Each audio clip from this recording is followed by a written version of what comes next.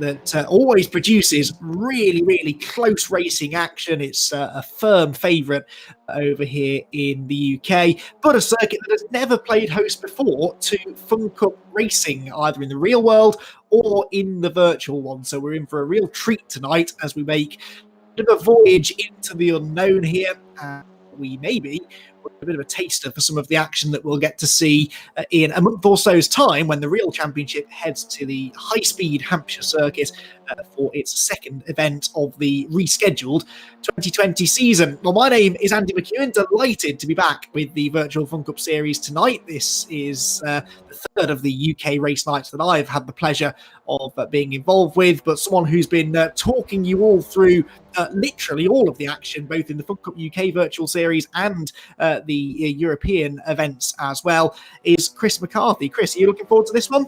Yes, most likely. It's going to be good. I mean, I'm surprised to hear Funcup's never gone to this track because, as you said in our preview, this is, if you designed a track for this car, it would pretty much look something like this. It's fast, very fast corners, hard to get away, two big overtaking points, and that's what you want in cars that are all the same. You want a track where if you're half a second slower, then you can stay in the fight, and that's another thing we were talking about earlier. It's all you've got to do is be within half a second here, and then once the lights go green, you're in the fight for the lead straight away. So it's going to be a brilliant evening of racing. I'm sure it's just going to all come down to that first lap, and if anyone's able to get away. Yeah, absolutely. That's going to be the key. I think qualifying on pole position is nice, but I don't think it's going to win you the race tonight, or indeed either of the races, because it's a two-race format that we're using tonight for the first time, I believe, in the UK Virtual Funcup series. So two 30-minute races as opposed to the regular one 60-minute race with 35 points available for a race win. So they halve the points, but obviously over the night there is still 70-odd points available. And one of my favourite things in modern motorsport, a reversed grid second race. So the top 8 finishes from race 1 get reversed to form the grid for the second race of the night. So that should guarantee us some action. I mean, this is Funcup, there will always be action, but if you're throwing a reverse grid around a real slipstreaming friendly circuit such as this one, then you are guaranteeing lots and lots close racing. The cars, of course, are designed to promote close racing. That's why they have these sort of bulbous VW Beetle bodies thrown over what is essentially a mid-engine rear-wheel drive 1800cc single-seater, centrally seated as well for better weight distribution, but then they stick this big bulky body over them simply to try and make them punch a big hole in the air, generate lots of slipstreaming, and that promotes really good racing, especially around a circuit such as this one at Thruxton. But yeah, Chris, this is something new for all of us. We've never seen Funcup cars race around Thruxton before, and we're already seeing a few drivers maybe sort of telling that particular tale, because we're seeing quite a lot of mistakes through the practice session that we were just watching off air before this qualifying got started, and already in the first few minutes of qualifying, a few drivers getting it wrong.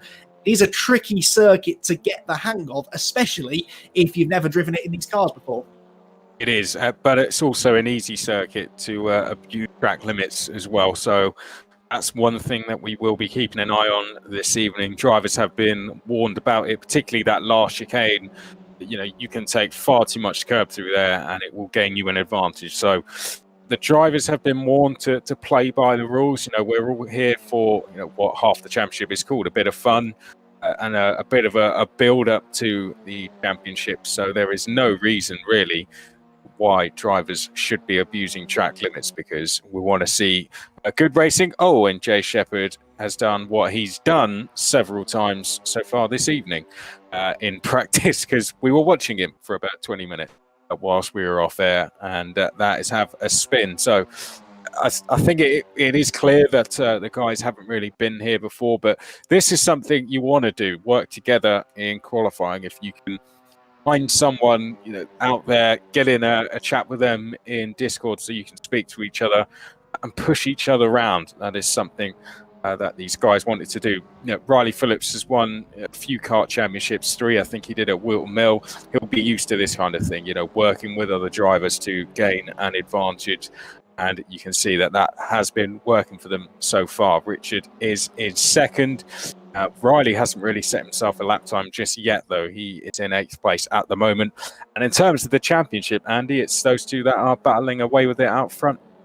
Yeah, absolutely. We've had 4 races so far, and they've all been won by either Richard Towler or Riley Phillips. Richard, of course, was dominant in the first couple of races, wasn't he? He won the first 2 rounds of the championship, taking maximum points actually at round 2 because he scored the fastest lap, which is worth bonus 2 points. So he had a pretty healthy championship lead after the first 2 rounds. And after that, a couple of mistakes started to creep in. He didn't get into the server on time, I believe, for the Anglesey race. Had to start from the pit lane and worked his way up nicely into the top 5. But that was a race that Riley Phillips won, his first win of the season. And then last week, or 2 weeks ago, at Brands Hatch, another race that Richard Towler probably could have won. He had the speed to win. He probably had the speed to win all 4 races so far this season, but he went off at the start of the second lap whilst dicing for second place. Oh, no. That's an example of bump drafting gone wrong, I think, there, as Riley Phillips nerfs off his championship rival and then dutifully slows down and waits for his sparring partner to, if I know he's headed to pit lane. Yes, that didn't quite go to plan, but it very much went to plan for Riley 2 weeks ago at Brands Hatch because he won that race whilst Richard Towler, having had the spin, fell down the order, worked his way back into the fight for second, went off again, and unfortunately dropped 14 championship points to Riley Phillips in that one race alone. So it all means that Riley is 14 points ahead coming into the 5th and 6th races of the season. So it's looking good for both of those two. It's looking like one of those two is likely to be on top of the points table at the end of the season. But as for which one, Chris, neither of us really are any the wiser as of yet. Definitely not. It's just going to be down to that consistency as the season goes on and see how these guys get on with this adjusted format as well. Because, I mean, Richard has had to start from the back once already, but at least once this evening they are going to have some work to do. If qualifying goes well, then it should be easy work for them in the first race. But even if that does happen, they're going to have work to do in the second race as well. So I imagine at least once they're going to be fighting their way through the field, and it's going to be about who can drive better in that second race and that reverse grid race. So we'll see how that gets on. But at the moment, we are watching John Tomlinson, who is in 4th place. Chris Hart with a healthy advantage out in the lead from Richard Towler. And then it's a big gap from Richard Towler back to Piers Stockton as well, with Jay Shepherd just ahead of us on track. John Tomlinson in 4th. Julian Thomas is 5th. Then it's, and a crash coming out the final corner there from Jay Shepherd, who hasn't really put a time on the board either, Andy. Yeah, and that's interesting because in the practice session that we were watching just before we went live for qualifying, Jay was right up there, wasn't he? And he is 3rd in the championship, as we just saw. He's on 228 points, quite some way behind Riley and Richard. But if he can start winning some races, he could still get back into this, and he was bang on the pace in the practice session earlier on. So I think once Jay hooks a clean lap together, and we've seen a few examples of not so clean laps from him already in this session, but once he does hook a clean lap together, he should be up there, I think, towards the front of the field, as indeed he regularly is in the real world championship. Julian Thomas is 4th in the championship. We're watching John Tomlinson, one of his Race Logic teammates here. He's actually the quickest of the Race Logic cars so far in this session. Not a huge amount to choose between them, though. Tomlinson 4th, Thomas is 5th, and only about a tenth and a half between them.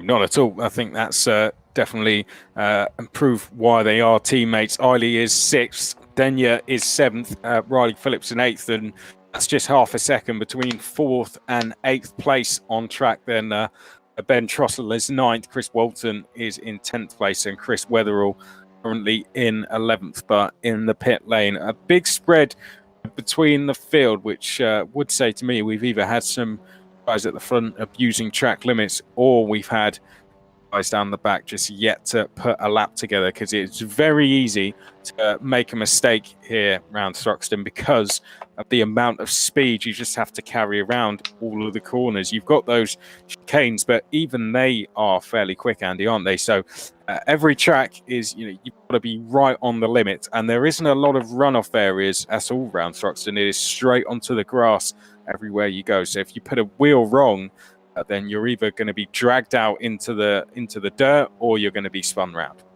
Yeah, and that, of course, in the real world would cost you a lot of time. It would also probably cost you a new front splitter, because running out onto the grass in the real Funcup cars definitely can do quite a bit of damage. Here's Chris Hart, who is provisional pole sitter. Richard Towler, though, has just improved to a second place time that's only 0.165 of a second off Chris Hart's time. Chris coming across the start-finish line now to start a flying lap. He's just out of the pit lane, and Chris, one of many drivers we'll expect to see racing here at Thruxton later on this year in the Real Championship, as he guns for a second Funcup UK Championship title.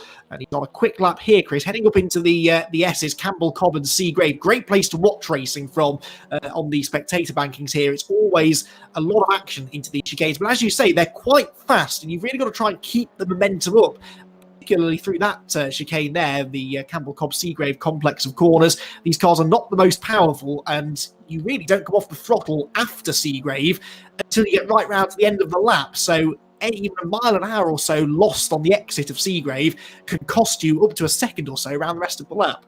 Yeah, that's it. You can lose a lot of time just from that one mistake. And there you go. That's an example of just putting a wheel off onto the grass. Exactly what it does. Just drags you all the way off the circuit, and that's the lap done. And we'll probably see a spin as Chris Hart tries to come back on the track as well. Now we look at Riley Phillips, who has put a reasonable time on the board at long last. So he is now just 2/10 away from Chris Hart, and I imagine that he is waiting for Richard Towler, because he's in a chat group with both Richard and Piers Stockton. So he's going to be waiting for one of those guys, and there's a good chance it might be this driver here, Piers Stockton, who has also put himself now onto the leaderboard. A good position, but not a good time just yet. He's not far behind where Riley Phillips was, and there's a good chance that they might find themselves working together. But someone who's been unlucky so far this season is Stockton. I think this could be a good chance for him now to really boost himself up the championship. I think double podium finish at least is what he's going to be after here. There you can see Riley Phillips just ahead of him and going on to the next lap. Those two, I'm almost certain, are going to be working together. Piers Stockton's been pretty quick actually throughout the season so far. He's on the podium 3 times. The only time that he wasn't on the podium was the very first race at Alton Park, where he didn't score any points. So had it not been for that pointless race, so to speak, he may well have been up there fighting for the championship lead. Overtakes Riley Phillips, who has up the pace again now that he's found a drafting partner in the shape of Piers Stockton. And he's waited for Piers or Richard there, because there's no point drafting with somebody that you're a second and a half a lap faster than, because you're just going to end up falling over them.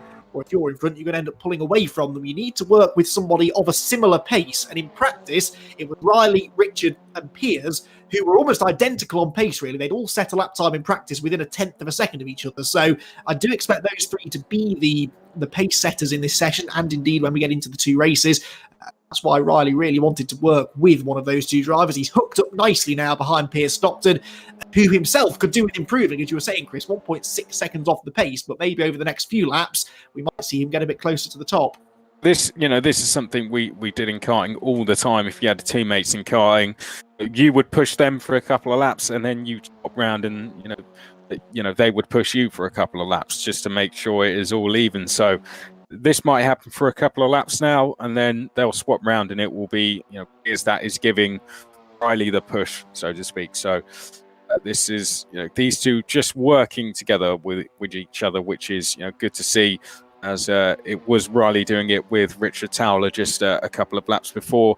But what happens when we get to the race, Andy? Because, who's going to be pushing who in that? It's going to be then every man for himself, isn't it? So the moment they are working together to get themselves up the grid, but it's funny because all they are doing is giving each other less of a chance of getting away out front, isn't it? So although I see the tactic behind it, there is also that other way you could look at it as well. As Jay Shepherd has clearly taken a interesting line through one of the corners, because he's just gone 3.5 seconds quicker than anyone. As I say that, we had a message coming in there, but That's definitely going to be a lap that is invalidated. So I'm just trying to see exactly what that did for Piers Stockton. It put him, I think, around 1.2 seconds off of Chris Hart, but I don't think we're going to be seeing too much of that time at the top from Jay Shepherd, because that's just far too quick to have not taken any track limits.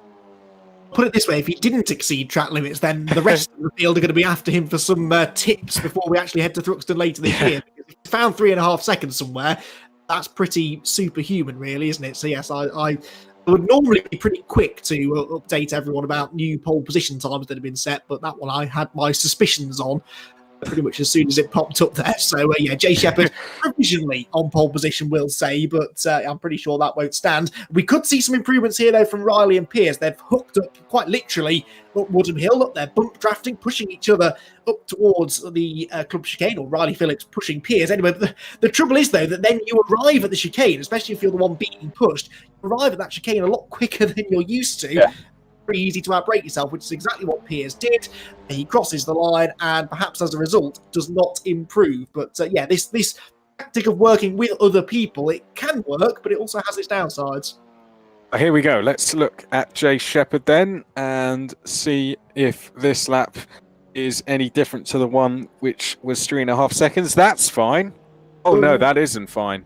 Too soon, and that's basically lap done now, isn't it? Because it's a long run down to that first braking point, and that's going to be Jay Shepherd losing a lot of time through there. So I am going to ask Andrew what actually happens in this situation when we get a lap that was illegal, if you like, because there was definitely a lot of track limits taken. Jay Shepherd comes to a stop now, so realise that lap was done. Chris Hart's facing the wrong way, and that's Funcup for you.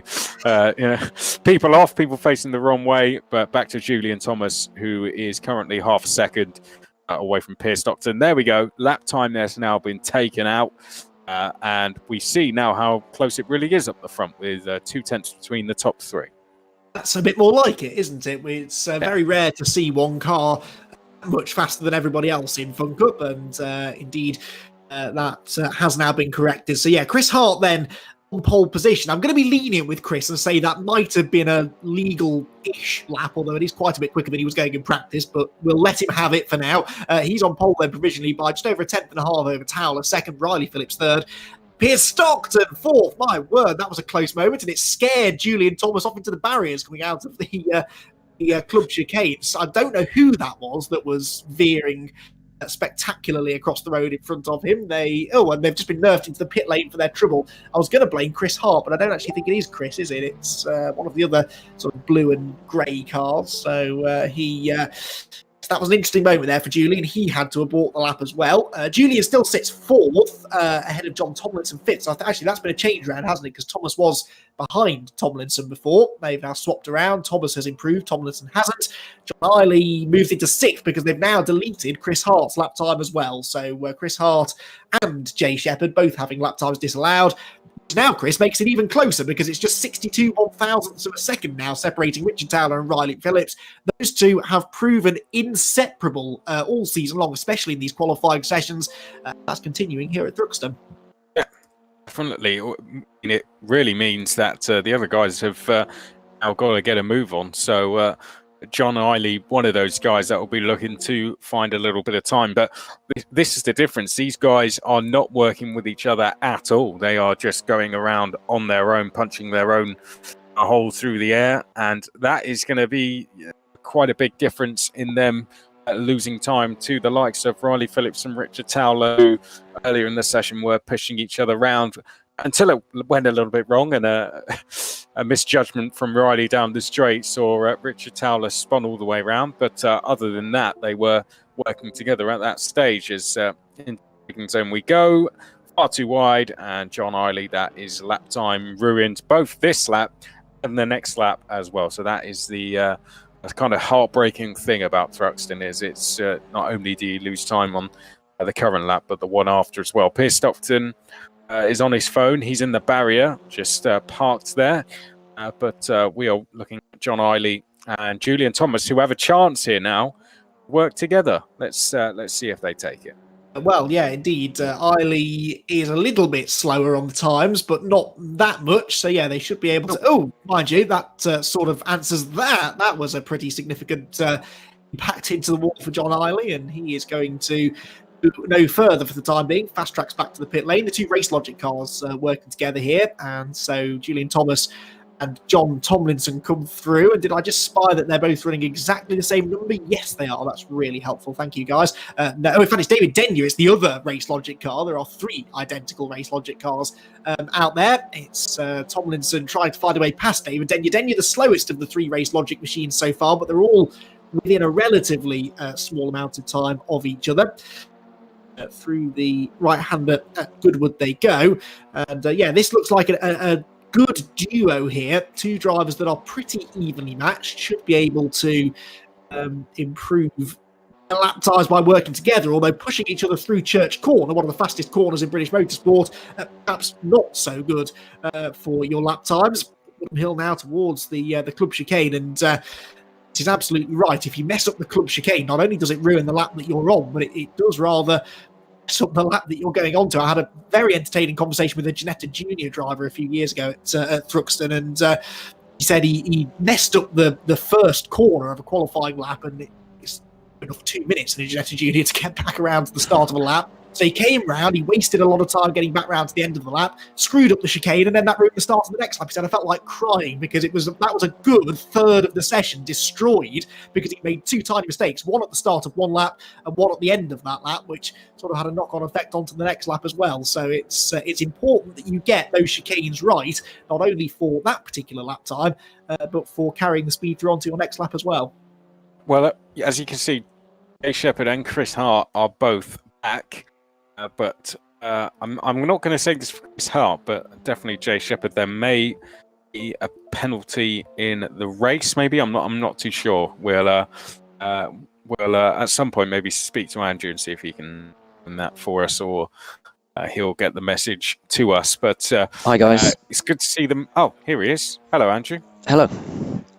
Yeah. So yeah, unfortunately we didn't have time to build track cuts on here, and we were hoping that people would be sensible. You can only, if you drive the chicane, then and there's fairly big curbs pretty close to it, but obviously if you just completely cut off the chicane then you can go through there pretty smoothly. So that's what a couple of people have done in practice here, in quali, so that's a bit disappointing.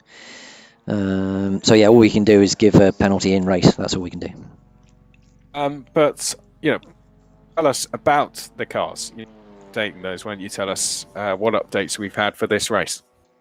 Yeah, we've done a lot of work with Julian Thomas over this last 10 days, actually analysing the car and telemetry data from both Riley and Richard, who are very, very quick. We found some quirks in some hidden setups that aren't like just in the initiation files that you'd normally see, basically, which give you a sort of multiplying effect with grip on under braking, basically. So you get braking grip and lateral tyre grip, which is slightly unnatural. Normally, there's only so much grip to go around. Not to that amount, anyway. So we've taken that away, but that took a lot of analysis and fiddling around with the files to take that away. So now, and we've done a lot of other changes to the car as well to try and make it drive a little bit more lifelike and how the drivers wanted it. So I think everyone's relatively pleased with the updates. So we'll see how it goes tonight. And the calendars, we may be making some slight changes, particularly to the European calendar. Won't you tell us a bit about that? Yeah, I think the racing's back on again at the weekends here, and we were kind of filling up a lonely time over the weekends for races, but now we're back out racing again, and we probably need to vacate the weekends spot because a lot of drivers and commentators are busy over the weekends. So we're looking at moving the racing probably to a Tuesday, but we're just doing a straw poll with the drivers to see what day they want to do. But yeah, it'll probably be moving European races to Tuesday and probably the UK races to a Tuesday as well. So that's I guess something to fill up the the weekday spots when there's not much motorsport to watch? And time-wise, I guess, will we be running it at the same time, or will it be slightly later, or have you decided that yet? I think the same sort of times kind of fitted in with everyone, unless somebody shouts. I think it'll be the same sorts of times, yeah.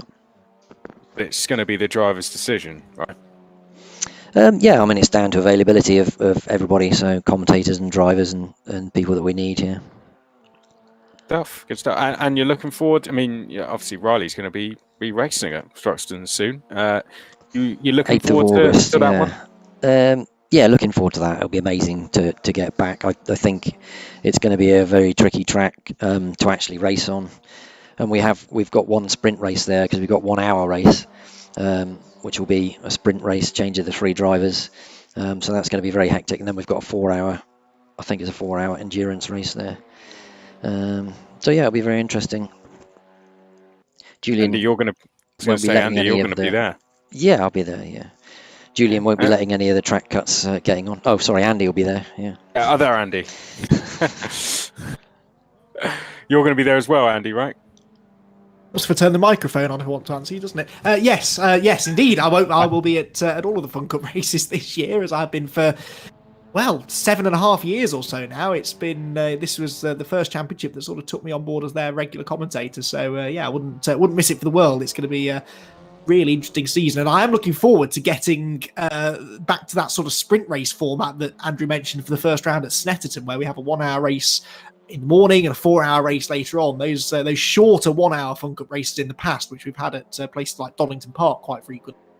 They're always really, really exciting. So, looking forward to getting back on the 8th of August at Snetterton. And, we head to Thruxton on the 22nd. It's a busy August for motorsport, and the Funcup is exactly the same in that.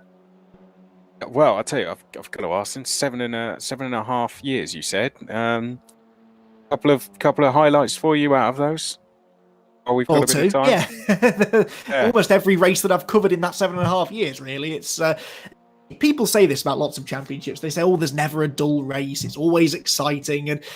And yeah, by and large, that might be the case. But the Funcup, I mean, I genuinely can't remember a dull Funcup race. They are all genuinely so good. And it's because the format and the formula of the cars is just a perfect match. I was talking before about the design of the cars and how that promotes really good racing. Endurance racing in itself, that really lends something to the format as well. You've not only be quick, not only be able to race well, but you've got to be able to do it over a long period of time as well. And these days as well, it's a very, very competitive grid. Some very quick drivers, very experienced drivers, and that's why Funcup is so exciting and always has been, and I think always will continue to be. The very first Funcup race I covered, end of 2012, was a championship decider at Alton Park, and it went down to the last corner of the last lap of the last race of the season. I remember thinking then, is this what it's always like? Because I'd always been told the Funcup was a bit dull, really, and the races were all a bit too long and the cars were all the same, and you don't want to bother watching that. And then I worked it for the first time, and I was blown away, and everyone was telling me, this is what it's like every race of every year. And it absolutely has continued to be. I mean, there are almost too many highlights to start reeling them off, because I'd be here quite literally all night. But every race is an absolute thriller. And I think this season, with it being a short season as well, only 5 races, as opposed to the sort of 8 or 9 that we've got used to over recent seasons, there's going to be a certain intensity level there that we haven't necessarily had, at least in the early part of previous seasons. So I think this year could, although it's a shortened season, could prove to be one of the most exciting yet. Going to be fantastic, isn't it? So how have you been filling your weekends? I have to ask you, because this is probably the first time in all those years you've had a few weekends off. How have you been filling your time? It's funny, because in recent years, being as busy as I've been very fortunate to be, there have been many a time where I've thought, only I could have the odd weekend where I just didn't have to do anything. I didn't have to drive to Snetterton and back, and have to spend however many hours locked in a greenhouse at the side of a racetrack. And now that I've had a few weekends like that, I'm missing it terribly. It's been a strange few months, but like many other people, yourself included, I've been filling my weekends and getting my motorsport fix the virtual world and really getting involved with a lot more esports action, things like the Power Max Racing E-Series, which reaches its conclusion on Wednesday evening at about 10 to 8. If you head to the Power Max social media pages, you can find out all about that. That's been a really good season of racing. Some top-level pro GT touring car single-seater racers going up against the fastest sim racers in the country. That's been good fun. And British Formula 4 esports series, that was entertaining too. The PDC Racing League. So yeah, I've managed to find racing to commentate on, but it's not been quite the same, and I as much as I have enjoyed my sports adventures, and it's definitely something I want to continue doing, I can't wait for that first smell of the petrol fumes and the first time I hear an actual racing car go past me on a racetrack. I think it's going to be quite an emotional moment. So yeah, looking forward to getting back to the track, which hopefully for me is only a couple of weeks away now.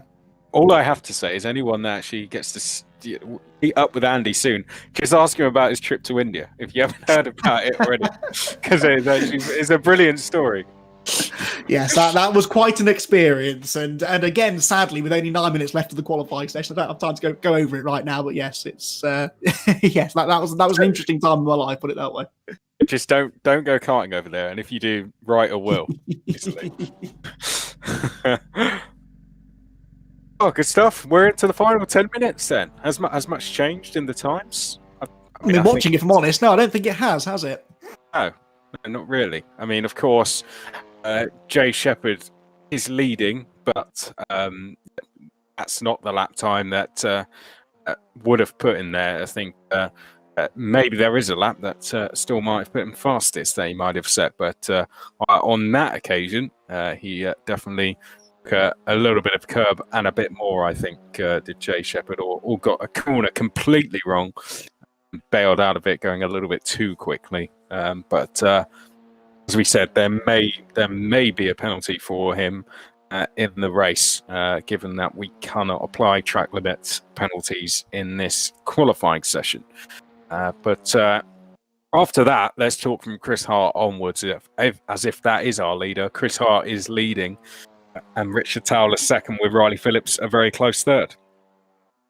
Yeah, kind of as we expected, although Chris Hart is sort of the interloper there, isn't he? He's not shown that kind of pace in recent races. I seem to remember him being quite competitive at the test race we did all those weeks ago at Zandvoort. He was up there fighting Richard Towler for the win, but hasn't really been able to replicate that since. So maybe tonight is his night, and yeah, he's got the fastest sort of legitimate lap time, if you want to call it that. 3.5 seconds off Jay Shepherd's pace. Oh dear, Pierce knocked into the barriers very heavily coming out of the final chicane. He was fifth quickest, and at this rate he's going to stay fifth quickest until the end of the session. I'm interested, actually, Chris. Most of the drivers are in the pit lane right now, so a lot of people feel that they've probably done the best they can, so unlikely to see many changes. Shepherd and Hart the top two, Towler and Phillips the top two in the championship, third and fourth at the moment. Pierce Stockton in fifth, Julian Thomas, David Denyer and John Tomlinson. Oh goody, the three identical Race Logic cars are going to start absolutely together on the grid in 6th, 7th and 8th. Can't wait to try and pick those three out into the first corner. John Eiley 9th, Chris Walton in 10th, Ben Trossel is 11th. Chris Wetherall, I believe, is Evolution C. Chris Wetherall from the Evolution team. I think that's where he got the name from. He's in 12th. And Stephen Fern in 13th at the moment, although he's a little way off the pace. Yes. Is that Steve Walton? Stephen Fern? Or is that someone else? I remember this driver was racing with us 2 weeks ago, but I'm afraid I've slept since then. So, yes. Oh, it is, I believe, yes. Well done. Steve Walton. Just because I've had to write that down in front of me, the translations, so many times now, I'm finally starting to remember them. We're simple sorts, aren't we, as commentators? It takes a while for things to go in sometimes. Yeah, although I did message that to you last time. It's like, I'm not really going to go back and look through that message again. So you're going to have to tell me once again, and then you're going to have to tell me every round after that as well. But there you go. I'm glad I'm not the only one that goes through that. No. We bring a lot of notes with us, so that's because we can't remember anything. I have to say, I turn up at the average Funcup meeting with, or I used to anyway, reams and reams of paperwork, past results, driver information sheets, drivers telling me what their favorite kind of pasta is and all this sort of rubbish. And I used to think, oh yeah, the more information I've got, the better, because they're long races, they're 4, 5, 6 hour races with a 40-minute qualifying session as well. Yeah, I thought, oh yeah, you need plenty of time to fill. Plenty of that information will get used. And do you know what? I never look at it. I never have chat during the races. I print out all these sheets, about a rainforest and a half's worth of A4 paper, and it never gets read because the racing is just too entertaining. There's always something more interesting going on the track than the reading from a driver information sheet. So, I've learned my lesson now, and I tend to stick to nice, concise spreadsheets on my laptop, which is a little bit better for the planet all round, I think.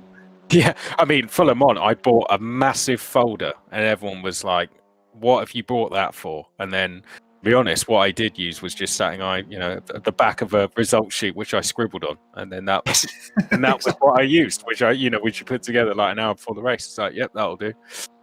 You could put weeks and weeks and weeks of planning into these things, but because motorsport is such a fast evolving sport, you can't ever predict what's going to happen. That's why we love it, but it also means that you can't really predict what information specifically you're going to need. So it keeps us on our toes, doesn't it? Yeah, I mean, unless there's a red flag for a couple of hours, then you do need it. But then you're going to hear about what pasta every driver likes to eat. Other than that, never going to happen. Which I'm sure our listeners are keen to learn, but there may be some more important things to talk about. Just a bit. Pierce Stockton, he needs to find around, let's have a look, 1.2 seconds. He's had this time now for a long time, hasn't he? This exact time. He just hasn't been able to bridge that extra gap. And I imagine that must have come from maybe a lack of toe somewhere or, taking a little bit more curb here. Can we go on board with him, Andrew? Let's, I don't think we've had an onboard lap yet. So here we go. Talk us around a lap, Andy. I'm going to put you on the spot. I don't know the names of this. Thruxton is a track I've visited exactly twice in my life, so I've seen a few races here. I'll do my best. We're halfway around the lap at the moment, heading into to Noble, which in these cars it would appear flat out. I didn't hear a single lift there from Pierce Stockton, right on around the 100-mile-an-hour mark through Noble into Goodwood. That looks like he's just drifted a bit wide, actually, but it might have been flat if you in the line right. Oh no! How many times has this happened where we jump on board, an onboard lap, and then they bail for the pit lane? Jump on board with John Tomlinson, Julian Thomas. This will do it, and this is perfect because we're coming up the end of the lap, so we're going to get a full lap. Andy McEwan on board is Julian Thomas is actually driving. If anyone makes a mistake, it's him. But over to you, Andy. I don't think anyone's going to mistake me for Julian Thomas behind the wheel, that's for sure. But someone send Julian a message. Don't bail for the pit lane. We are watching you. Comes across the start-finish line into the first corner. Allard, you want to use some of that curb on the right, but not too much because it can really unsettle the car. And as we said, it's all about momentum, this place. You need to try and keep the car in as straight a line as you can. Though is probably the best overtaking opportunity on the track. Down the gears, down to 50 miles an hour on the apex of Campbell. Don't run right to the edge of the road because you need to turn left in a moment through Cobb and then through Seagrave, through the dip. Don't hit the curb because that's what happens and you get sideways and look at the speed that's going to cost Julian Thomas now all the way up the hill out of Seagrave and into Noble. And yeah, see, he's about 3 miles an hour slower at the apex of Noble than Pierce Stockton, who we rode on board with a moment or two ago, just because of that moment he had coming out of Seagrave into Goodwood. Now there's that new bit of tarmac there just on the turning, gives them a bit more grip, so they use that to try and carry the speed through. And then flat out looking for your apex here at Church Corner, one of the most daunting corners in British motorsport. It is just there, the other side of the marshal's post, avoids the curb, avoids running too wide on the exit. In fact, doesn't use anything like the full road on the exit of Church Corner. And now you accelerate uphill. And I say accelerate, he's actually not gaining any speed. You're doing about 105 miles an hour at the apex of Church. And look at that, only about 106 or 107 at the top of Woodham Hill when you hit the brakes into the club chicane. Hammer the curb on the right, the left, and avoid that final one because that can get you sideways up to the end of the lap. The start of another one. It is not an improvement for Julian Thomas, partly because of that moment he had coming out of the complex, I'm sure. But that was still a pretty interesting look at the circuit. And it goes to show, doesn't it, Chris? Momentum is key. You have to limit your mistakes going out onto those high-speed sections. Yeah, I think you were talking about the Ginetta Junior car earlier. That's a real painful one to make a mistake. But this is another, I'd say, where if you make a mistake, you cannot get away with it. Most cars you cannot. I think this, the slower the cars are, the more you're punished for it. And I think Funcup is a car where it's just taking speed, as much speed through corners. It's almost just like driving a big go-kart at times, isn't it? That's the feeling I got from it when I was able to actually go on board for one lap with Jay Shepherd, who took me around Alton Park, which was good fun. But I'd say that's pretty much qualifying done. Julian Thomas is half a second slower on this lap, so he's not going to make an improvement, but he's decided to take the most out of this session anyway. And we will have 5 minutes once Julian Thomas has either completed a lap or is back in the pit lane. And then that will be time for the race. But the grid is formed. What's going to happen with Jay Shepherd, but he may start from pole position to take a drive through. But either way, it might give him a chance still to get the reverse grid pole, Andy. Yes, which I'm sure is something that won't be lost on him or most of the other drivers either. I think if you're having a bit of a bad first race, it might not be a terrible idea to drop towards that 8th place and try and get yourself a front row starting position for race number 2. But it looks like Jay Shepherd has jumped onto pole position. So yeah, it may well be that there's going to be a penalty applied into the race. He's definitely got the pace though, hasn't he, to run at the front. So it's a bit of a shame this really. If he does end up with a penalty, that could take him out of contention altogether. But yeah, it's going to be an interesting first race this, with the championship battle going on between those two drivers, Richard Towler, the blue treble 6 car, and then alongside him Riley Phillips in the white, blue and yellow machine. Riley 14 points ahead of Richard coming into this race. So really the onus is on Richard, isn't it? He needs to try and beat Riley Phillips and really, Chris, avoid these early race problems that he's had. The last 2 races have kind of been over for him. At least his chances of winning the race have been over before the race really got underway. But now he's starting up there on the second row of the grid. He's ahead of his championship rival. A clean start for Richard, and he's got every chance here of beating Riley and taking some points out of him.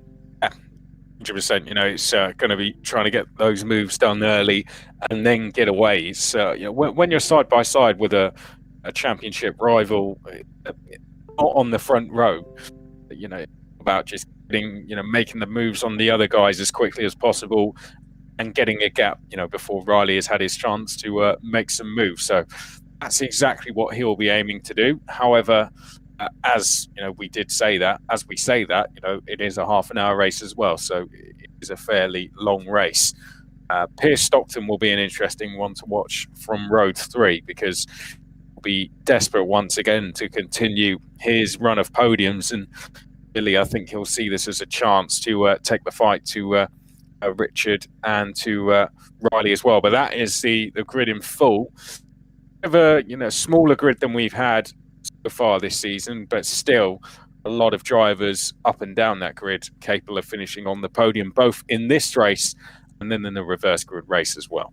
Yeah, absolutely. And I think a few drivers are missing a trick actually by not being with us tonight, because we made the point a few times. We will be racing at Thruxton for the first time ever in the middle of August. So maybe even if they're not racing with us tonight, a few of the drivers that will be at Thruxton in a few weeks' time, they might be to jump onto the sim over the next few weeks and get a bit of practice in, because it looks like a challenging circuit, and one where hundredths of a second, not even tenths of a second, but hundredths of a second might be all the difference between front and finishing midfield. So yeah, maybe these drivers might have a bit of an advantage. Of course, Richard Towler will be at Thruxton in a few weeks' time, but sadly not behind the wheel of a racing car. He's just made an announcement this week that he is once again drafted in as the official Funcup photographer, which is his day job. Richard, he's a very handy sim racer. He's won some pretty high level sim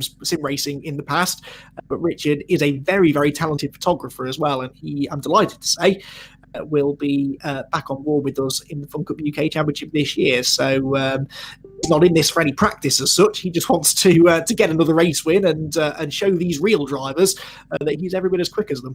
Yeah, this has been a great chance for people like Richard, who are photographers, or people who are now mechanics and brilliant kart drivers that just never had the funds to go and race at the highest level. Guys like that, this whole esports season, this off season, it's been a brilliant chance for them to prove to everyone just how quick they are. I had it in the isolation e-racing series where we had a young driver called Mohammed Ibrahim from India who just didn't have the funds to race, but he went in and blitzed everyone in that championship, including drivers from Formula 2 and World Endurance Championship.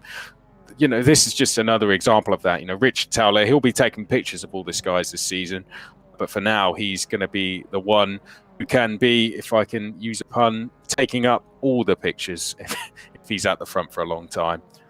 I tried with a pun, it didn't quite work, but I was 30 still seconds for the to... pun. I thought it was on its way. Yeah. Oh, I kind of forgot it as I was going to say it, but there we go. 20 seconds to go anyway until race start. Indeed, yeah, it's going to be an interesting run up to that first corner. Not so much the first corner, but the first braking point up at Campbell Cobb and Seagrave. That's where things can sometimes go wrong. Let's hope everyone bears in mind that it is a 30-minute race. And with the effect of the slipstream around here, you don't need to lead into the complex for the first time to have a chance of winning. Let's see what happens then as the lights go out. Away they go. Start made by the front row men, although a slightly better start for the pole sitter Jay Shepherd, it must be said, than Chris Hart, who was alongside him. That allows Richard Towler to get up the inside of Hart for second place through Allards for the first time. They'll run wheel to wheel up the hill. Riley Phillips is bump drafting already, pushing Richard Towler up the hill. Towler in second. Phillips now tries to make it 3 wide on the inside, but sensibly bails out of that one. It's a clear lead for Shepherd into the complex for the first time. Towler goes second, and we watch from on high now as Riley Phillips and Pierce Stockton both tried to find a way past Chris Hart here before leaders escape. Riley's on the grass there. This is danger for the championship leader. Gets muscled out by Chris Hart there. He's still trying to fight his way alongside into Noble Corner. Up over the curbs for Riley Phillips. That was full commitment. He still can't get past Chris Hart, who hangs on just about to third place. He could have done with a bit of a push there from Piers Stockton, but it looks like he might get the inside now as they come up to the final chicane. That said, Richard Towler has gone to the inside of Jay Shepherd as well. Riley trying to mirror that move now as they come to the fast right-hander. And there we go. Piers Stockton is going to give Riley Phillips a push. That's going to drop Chris Hart down to at least 5th here. Jay Shepherd didn't get a good run either, so he's going to be in trouble now as Riley Phillips pulls to the inside. Piers Stockton and Chris Hart all trying to go with him here as they come up to the chicane, but Piers Stockton, he's now going to go to the inside as well of Riley Phillips. That could put Riley on the back foot as Riley and Chris make contact. Chris Hart running over the chicane, and he's now going to run wide onto the grass as Phillips will go back through. All of this, though, is allowing Richard Towler to just escape a little bit out front as we complete lap 1. But Piers Stockton started 5th. He's up to 2nd, so he's really looking racy at the start of this one. It's Riley Phillips that's struggling to get up to the leaders, isn't he? Goes round the outside of Chris Hart, into Campbell Corner. That puts him on the wrong line through Cobb, though, so he runs a bit wide. Finally, though, gets back in line going out of Seagrave. So we now do have arguably the 3 quickest drivers this weekend. Richard Towler, Piers Stockton and Riley Phillips running in the top 3 positions. Chris Hart, though, will look to go with Riley here and catch up to those top 2. And Julian Thomas likewise in 5th position. These top 5 just making a bit of a break now from David Denyer in 6th, Jay Shepherd 7th, John Tomlinson 8th, Steve Walton, got it right, in 9th, and Chris Wetherall rounding out the top 10. Side by side again, though, Chris Hart not so much working with Riley Phillips. He wants to get back into 3rd place, Chris. He's been impatient here, Chris Hart. Wants to get back through. He wants to be the one doing the chasing rather than the one doing the pushing here. And Julian Thomas, this has just allowed him to get involved in this battle. This a really frustrating situation because really the prize is up ahead. You need to work together at this stage. And Riley Phillips will be hoping he can get a gap through here. But as we say that, Chris Hart wants the same thing as well. He wants to be the one with a gap as Riley running just a little bit wide out of the chicane. I don't think Chris Hart saw him there, thought there was more space on the outside. And Julian Thomas is now going to try and come back through as well. So things going from bad to worse as Riley getting all sideways. He's gone on the grass now. Julian Thomas is going to pass him. Jay Shepherd is in the background as well. I don't know if he's had to take a penalty or not, but he lays in the background. He's now going to try and throw one down the inside. Oh, Riley, there's contact there. Jay Shepherd going round. Riley Phillips just about able to carry on again, and John Tomlinson goes up to 6th place. Hello. Well, I think Riley Phillips is finding out who his friends are tonight, isn't he? He has been beaten up left, right and centre since the start of this race. He's somehow still in 5th position, but he really should be up near the front of the field. We know he's one of the fastest drivers here tonight, but he just can't catch a break. Now, look at this. For the race lead, Piers Stockton, without any help from anybody else, has reeled in the race leader, Richard Towler, and tries to take the lead into Church Corner. That is not a traditional overtaking opportunity.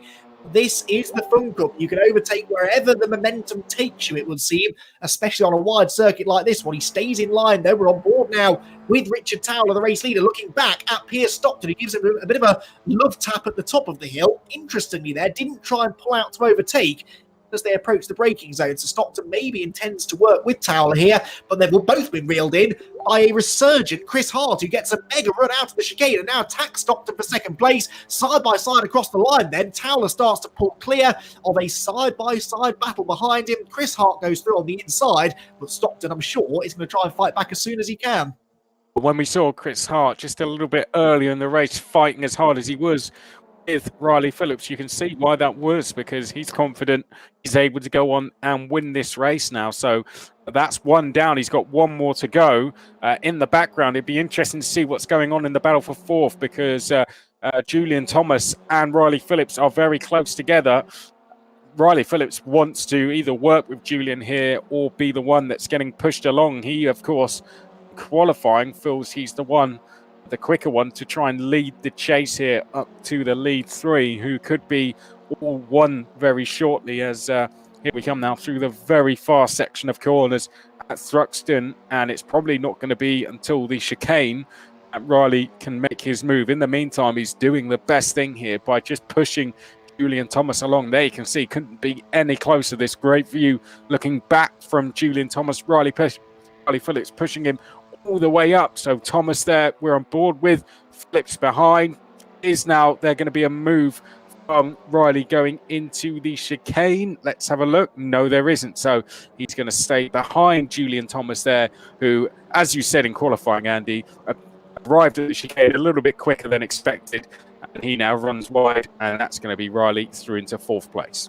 They gained about 0.6 of a second on Piers Stockton in front of them, just between Church Corner and the braking zone for the club chicane. That was all because of the bump drafting they were doing. 2 cars working together, NASCAR style, will be quicker than 1 car on its own, especially since Piers Stockton has fallen out of slipstreaming range now from Richard Towler and Chris Hart, the top 2. So they were going so much faster than the cars in front, but of course that means you then have to brake a bit earlier. If you're Julian Thomas and you've got Riley Phillips quite literally pushing you up the hill, don't want to hit the brakes when he's right behind you, because then he's going to run into you properly and you're both going to end up off the road. So for Julian, he kind of had to wait for Riley to detach from him before he could hit the brakes. And I think that's why he overshot the corner. Speaking of overshooting, Chris Walton there taking an advantage of a mistake for Chris Wetherill, who has dropped down to 10th place after making a bit of a mistake at the chicane. But Chris Walton in 9th, he's about 13, nearly 14 seconds behind the, call them the lead pack, because the 8 cars are all only about 5 seconds or so apart from each other. The 10th place cars further back, kind of having a race of their own. Side by side for 2nd though, Chris, and it looks as though Piers Stockton, having lost time to the leaders on the previous lap, has somehow found his way back into 2nd place. Now we are looking back from Piers Stockton. Chris Hart has shown in this race that he's not keen to work together at times. Let's see if he repeats that, or if he is now going to see that they're going to have to work together. And there we go. That's good driving now from Chris Hart, who has chosen to battle at times, but at this time he's choosing to work together, as almost seemed that Piers was going to get turned around there. They've got a 3.7 second gap to chase, and they've only got 22 minutes to do it. So they really, really need to start working together here. Otherwise, this race is going to be done in about 5 minutes' time, because as you can see, look how much time they are losing, Andy. They have lost about a second in just those few corners. But Chris Hart, I don't think we're going to be seeing much more of him at the front. He spun round and he's dropping down the order now. That's him going to be down to at least 5th place. Jay Shepherd just trying to go past him as well. That's going to drop him down to 7th now. So a real shame that for Chris Hart, because he was having a fantastic race at the front, but he has now been turned round and is in danger of dropping down to 8th place, which would be a reverse grid pole for race 2. Yes, and I'm sure Chris has reminded himself about that. He'll be disappointed, no doubt, to have fallen out of the lead pack. But if he can start at the front for race 2, then that might be another chance for him to fight for a race win. He's going to try and keep David Denyer at bay, though. Denyer goes around the outside through Church Corner. That takes some commitment. Catches a bit of a slipstream maybe from Jay Shepherd up the road. Jay is just about a second in front of these two, so they should be getting a bit of a draft. Hart's got the inside line for the chicane. They're almost leaning on each other here. Oh, you can't really go side by side through here, and that's why Chris Hart is definitely in 8th place now, because he's pointing the wrong way in the middle of the club chicane. It's pointed back the right way. They were far enough ahead of Chris Walton that he shouldn't lose any more places, but that was quite predictable. You could kind of see that bit of contact coming, and indeed it did happen. So Chris Hart takes himself well and truly out of contention now. He's 8 seconds behind David Denyer, down in 8th position. This, though, is the fight for second. Now, that gap between Towler and Stockton was about 5.5 seconds a lap ago. It's already coming down, Chris, and we're seeing graphically here why that is, because Riley Phillips is stuck like glue to the rear bodywork of Pierce Stockton's car, and look at that gap between first and second start to shrink rapidly as a result. Well, let's see. You pointed out last time how the gap came down by 6/10 when they were just coming up to this section of the circuit last time. So look at the top left. That's the gap. We're on board with Riley, so we can clearly see it's going to be pushing Piers Stockton along. And here we go, 4.6 seconds at the moment. We'll see it come down now. It's 4.5 seconds. Any second now, there it is, 4.4 seconds, 4.3 seconds. Now it's down to 4.2 seconds, and now they break. So there you go. What was that? About 6 or 7 tenths in one straight. Chase is on. 20 minutes remaining, just under that in this race. These two have plenty of time to close that gap down. So we will check in with them maybe a little bit later in the race. But in the meantime, let's look at what's going on elsewhere. We've got Chris Hart down in 8th. Takes perhaps a little bit too much curve through that final corner, and that's going to allow him to cruise past David Denyer down the start-finish straight for 7th place. I think Denyer went off on that lap because it was a slow lap from David. He was about 7 or 8 seconds clear of Hart at the start of the lap after Chris's spin last time around through the chicane. So I think Denyer must have been off somewhere, because it wasn't an especially quick lap for Chris, but he really did reel him in. There is John Tomlinson, meanwhile, trying to chase down his teammate and team leader, really, Julian Thomas. And then we check in with Ben Trossel, who we haven't seen much of in this race so far. Ben is in 10th position right now, about 16 seconds, as you can see, behind Chris Walton, about 3.5 ahead of Chris Wetherill. And Chris Wetherill got his first Funcup victory last year at Zandvoort with Christian Rose in the car as well, in a photo finish at the end of that race. In fact, I think it was the closest ever Funcup finish in history, and they've had some pretty close finishes over the years. This one could end up being pretty close towards the end, though, couldn't it? Because look, this gap is continuing to come down. It's now under 4 seconds between Towler and Stockton, or just about 4 seconds. Let's see the lap times then. Towler does a 1:30.0. Stockton does 29.7, and of course Phillips almost exactly the same, because they are continuing to follow in each other's wheel tracks. So about 3 tenths quicker. They were about half a second quicker on the previous lap, so they didn't quite hook up as effectively on that lap. But when they do it right, they are definitely capable of taking 5 or 6 tenths a lap out of Richard, and at that rate they will catch him well in advance of the end of the race. Oh, hang on, what's going on here? Well, I was about to say they should swap round here, and I think they have just done that exactly, because it's worth them two swapping around now, just to see if Riley can lead the chase a little bit better. Either that was a mistake, because there was a lot of time lost there, but Piers, if it was a mistake, might go and claim that, no, I was just letting him through. So let's see if Riley leading the chase is a little bit more effective than Stockton leading the chase. And there you go. What they have done, though, Andy, is they've lost around a second to Richard Towler. So But as you said, if they work effectively, then they could catch him in about 6 or 7 laps. But that needs to be no mistakes, and at the same time, they could do with Richard making 1 or 2 on his own. Riley can afford to make a mistake because Piers will just push him back up to speed again. It's Richard who can simply make no mistakes, because if he does, not only would he lose the half a second he'd lose anyway, but he'll lose a further half a second.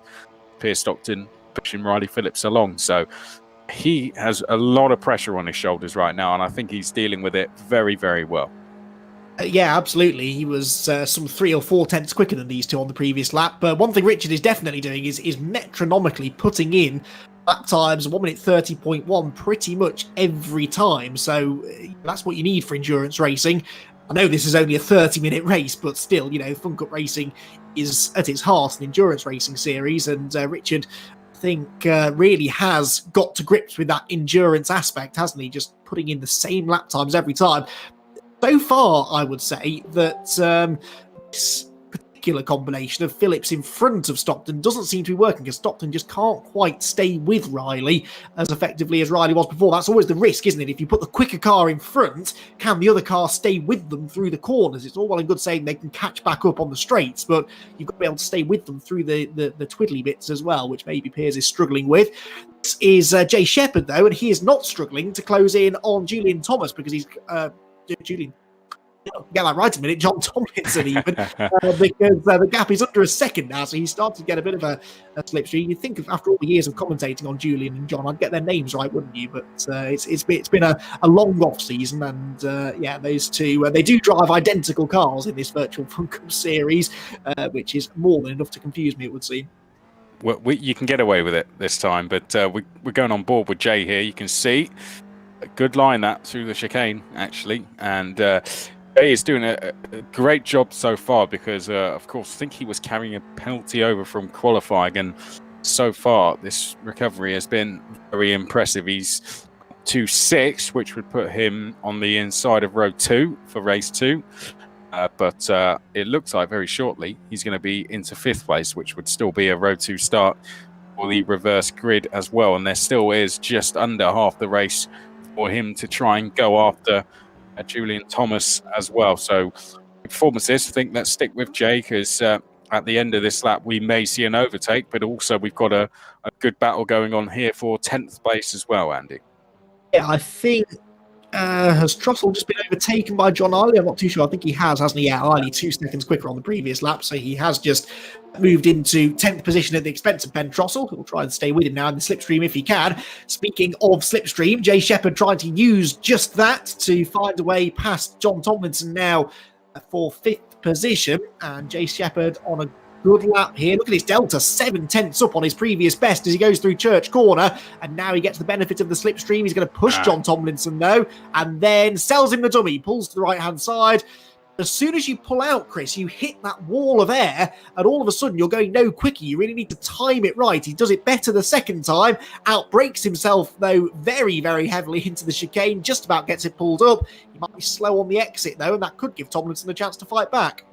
Well, that's going to be Tomlinson now who get it right in the end, but Tomlinson, all he has to do is stay with him up until they get out of that second chicane, because out of this corner they're coming up to, if he's with him there, then he has a choice to make. Does he push Jay Shepherd along, or does he go for the overtake? So it's gonna put him in an interesting situation. That is a battle. That isn't a battle for position going on up ahead. Oh, there's Julian Thomas, John Tomlinson going there. Sorry, he's decided to go and explore some of the off track, some parts of the track you would never usually go to. But John Tomlinson found them just fine. This is going to be the driver who's going to be on the reverse grid pole so far, Chris Hart. He is 7.5 seconds back from David Denyer. So you'd have to say, looking ahead to the second race, he is the favourite for that one now, because he's going to be on pole, and as long as he gets a clean start, he will be disappearing off into the distance with the pace he's been showing. Well, Yes, that's the plan anyway. But I will say that given how evenly matched people's lap times have been tonight, he won't have such an easy time escaping from the likes of David Denyer and John Tomlinson and Jay Shepherd. Maybe a bit out of position in this race, which could mean he starts a bit closer to the front in the next one.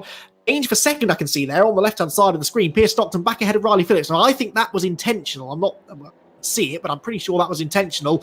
It was obvious that it wasn't working having Phillips in front of Stockton because Stockton just couldn't keep up through the corners.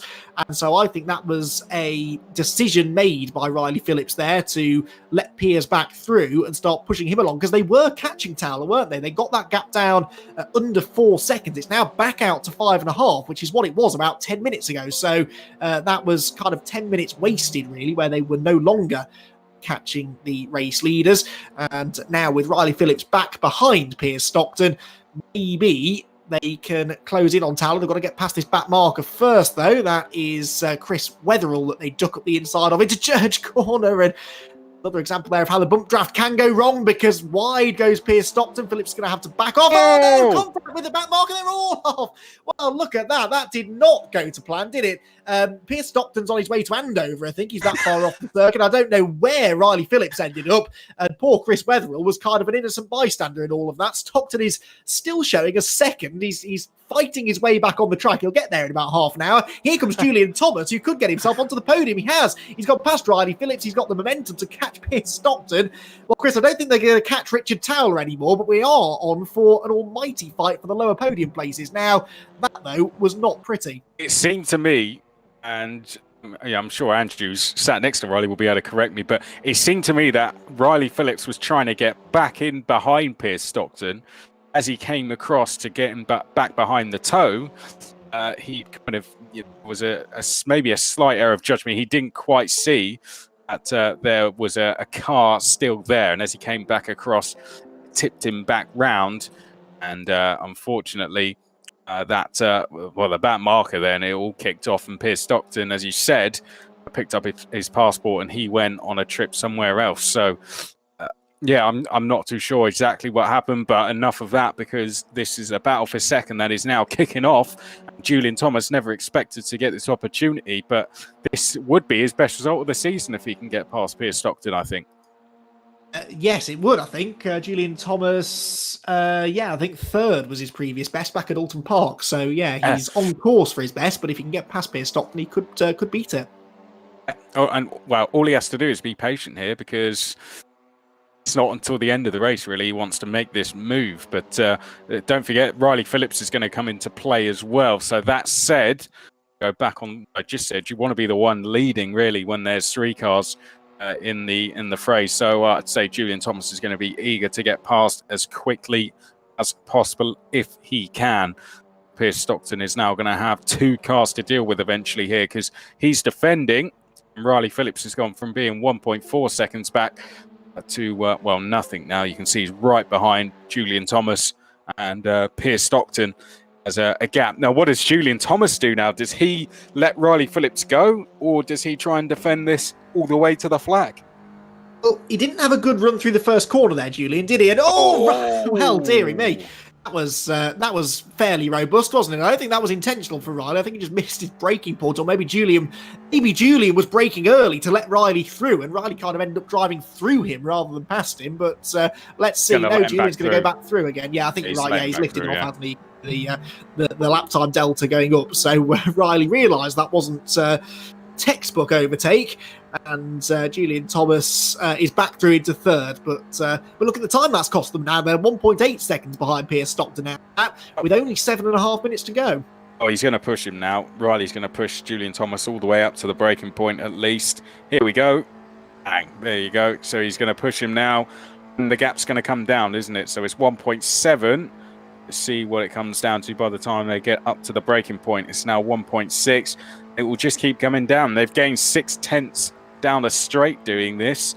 And now they're going to gain at least half a second. About half a second now as they hit the brakes. So now the chase is on for Riley to try and catch back up to Piers once again. But 21 seconds is just a bit of a healthy advantage for Richard Towler, who There's only 7 minutes until he sees the checkered flag. There's also a good battle going on in David Denyer and John Tomlinson as well for 5th place. So, what's happened there? Is that the back marker again? Who's Chris, been involved? isn't it? Chris Weatherall again. Who's been involved with a bit of action. So it's just all going wrong for him today. Yes, it's been a bit of a race to forget, hasn't it, really? He's been lapped by the field. He's been involved in contact with at least one of the lead lap cars, and maybe now, well, I don't know whether that was self-inflicted, but he very nearly came into contact with 2 of the Race Logic machines, which come through. This is 5th and 6th place, David Denyer ahead of John Tomlinson. The 3 Race Logic cars are in a line, 4th, 5th and 6th, albeit 11.8 seconds separating Julian Thomas from his 2 Race Logic teammates. Through Noble Corner goes David Denyer. Chris Hart is catching them fairly rapidly. He's only 1.5 seconds behind. Jay Shepherd has vanished, unfortunately. I think he might have disconnected, so he's out of the race. That's promoted Hart to 7th and Chris Walton to 8th position, which would be pole position for race 2. Looks to me, though, like Chris Hart might be able to pick up another couple of places here before the flag. Denier's got that, I think. It looked like he got that all wrong, but I think that just might be the angle we were looking at it from. But be interesting to get a rear-facing on David Denyer here, because you'll just be able to see Tomlinson and Hart closing in now, and there you can see there is the gap. So on Tomlinson is what 1.1 seconds looks like. Chris Hart in the background is closing in even quicker as well. So Chris Hart, he'll want to get by John Tomlinson as quickly as possible and then get after David Denyer. But we always say this, of course, as you then going correctly, Andy. It's all of these guys are quick in pace. It's just sometimes that little bit of a difference between some of the leaders, as we can see now. Riley closing back in. He's half the gap to Piers Stockton, and he's going to have at least 2 to 3 laps to make a move here as well.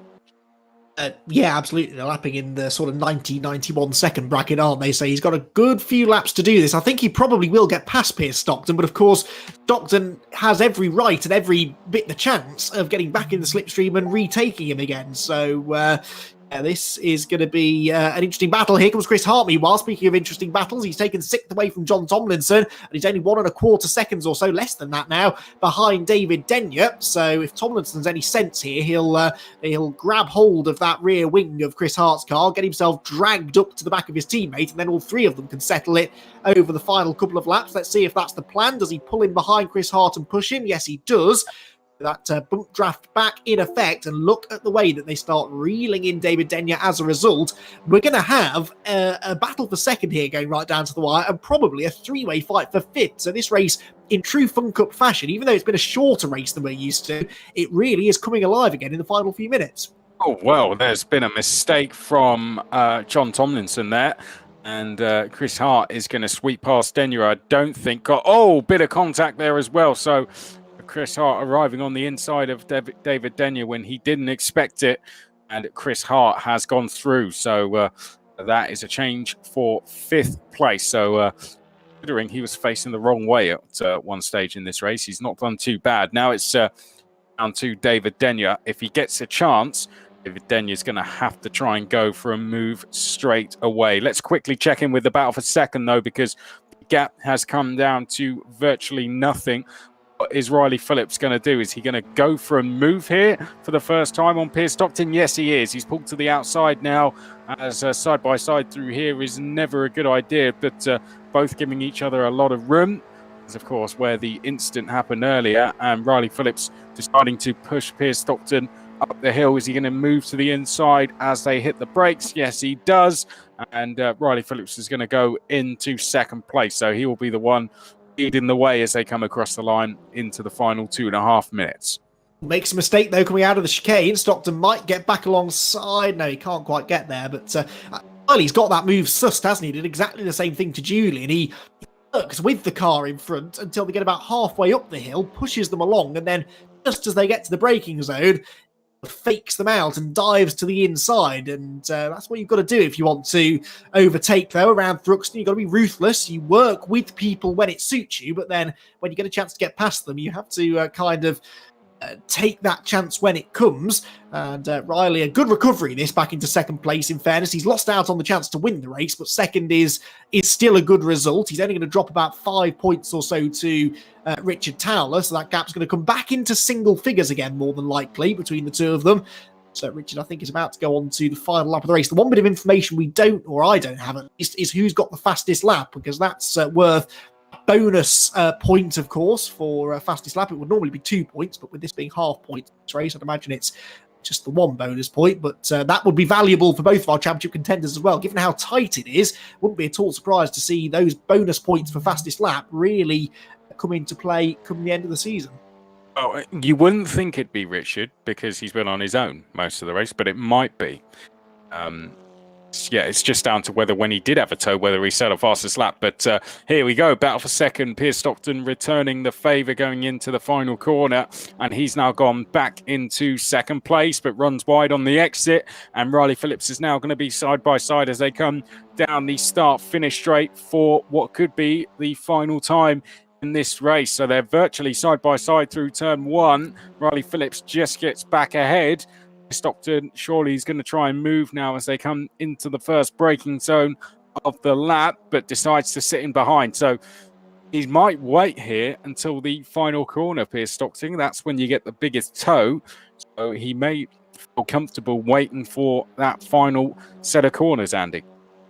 Well, yeah, maybe. If he can stay with Riley through the next sort of half a lap, then Riley, in theory, could be a sitting duck going up the hill. But we've seen how good Phillips is on the brakes up at the club chicane, so even if Stockton can draft alongside him, there's nothing to say that he would win the battle of the late breakers into the final couple of corners. This will be the final lap of the race, though. The time is about to tick down to 0.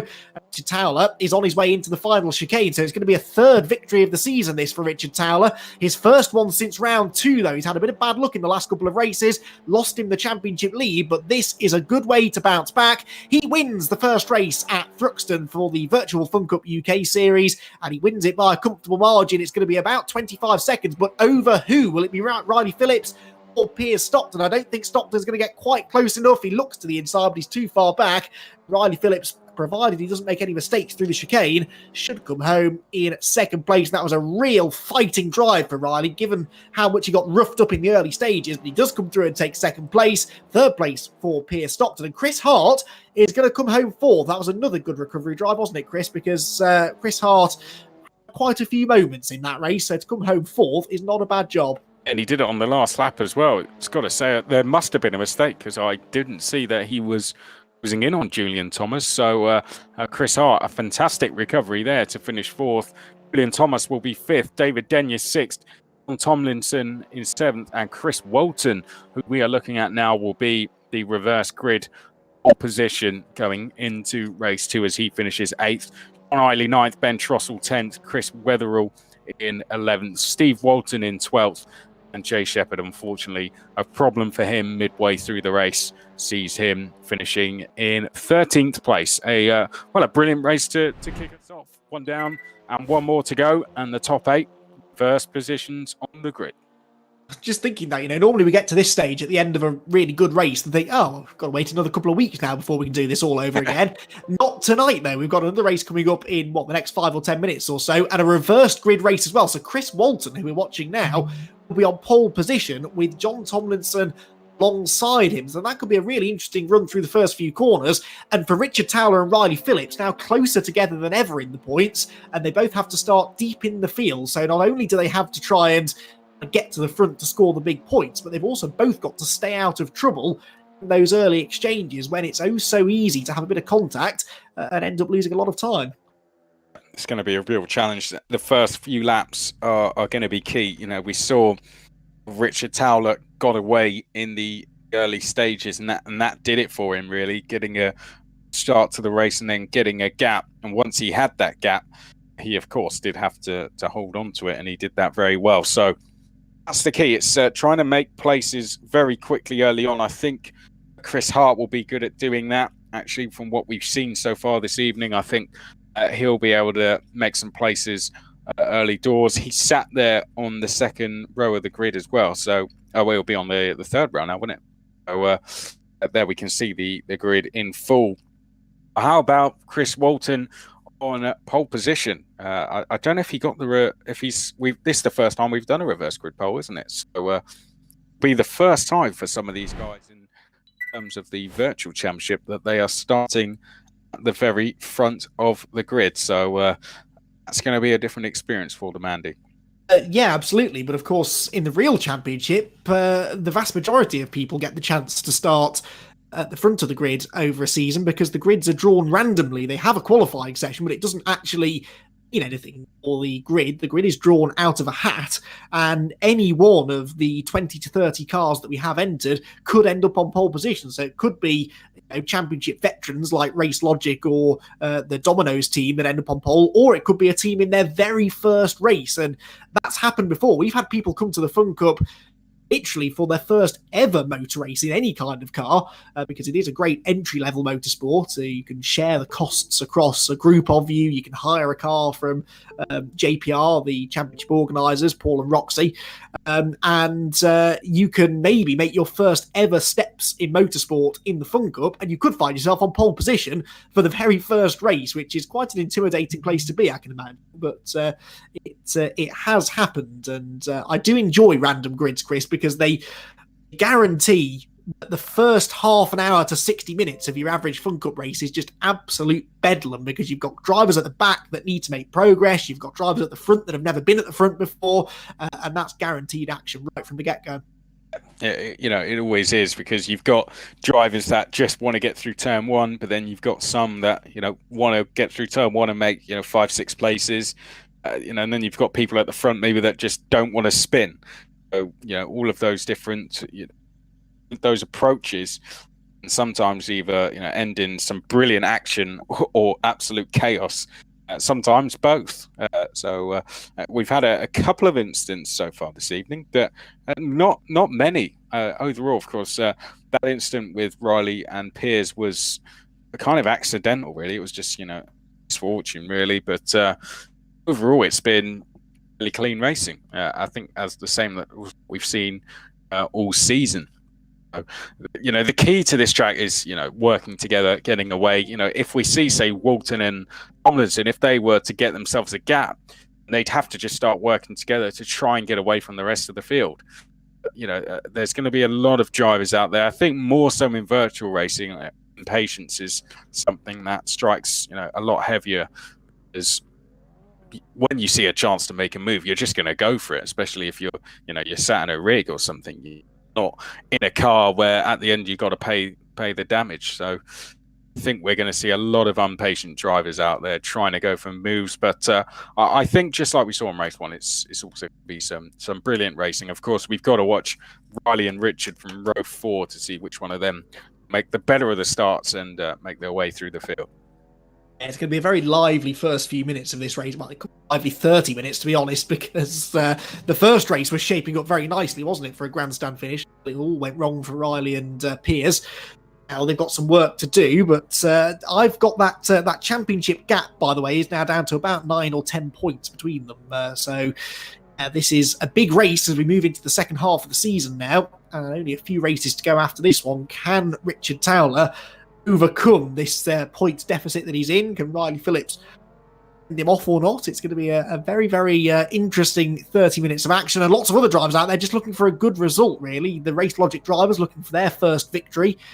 No one has yet won a race apart from Richard or Riley, so could we maybe get our third different winner of the season? Lots of different storylines coming into this one, and in amongst it all, as we've said, on pole position is Chris Walton, who just wants to try and survive the opening few corners of the race. The 10-second countdown then begins, Chris. The rev's starting to rise. Race 2 just a few moments away. Yep, here we go then. Chris Walton on pole position for the reverse grid second race at Thruxton. And we are awake for the second time of round 5. I can already see Riley Phillips has got to the inside of Piers Stockton. So he has made one place straight away. The 3 Race Logic cars all together. But Chris Walton is the one that is going to lead them the first corner for the first time. There might be some side-by-side action here as John Tomlinson tries to go down the inside of Chris Walton, and he's through. Chris Hart on the attack as well, barges his way into third place. Piers Stockton trying to get down the middle of two of the Race Logic cars, and Richard Towler is picking up the pieces. He's got up to fifth place. Now he's on the grass as Piers Stockton and Riley Phillips are once again pushing each other along here as they are now fighting with Richard Towler. There we can see David Denyer. He is up into fourth place, but a good start from John Tomlinson, who now has Chris Walton breathers down his neck. The pole position driver will want to get back into the lead now. Chris Hart not too far behind as well. He is only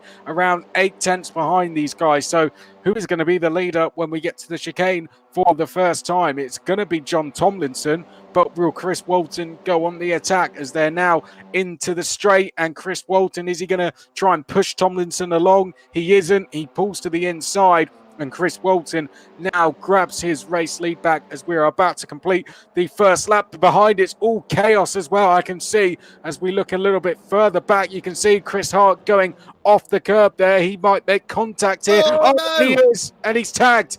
There's Moulton's gone round as well. It's chaos out there, Andy.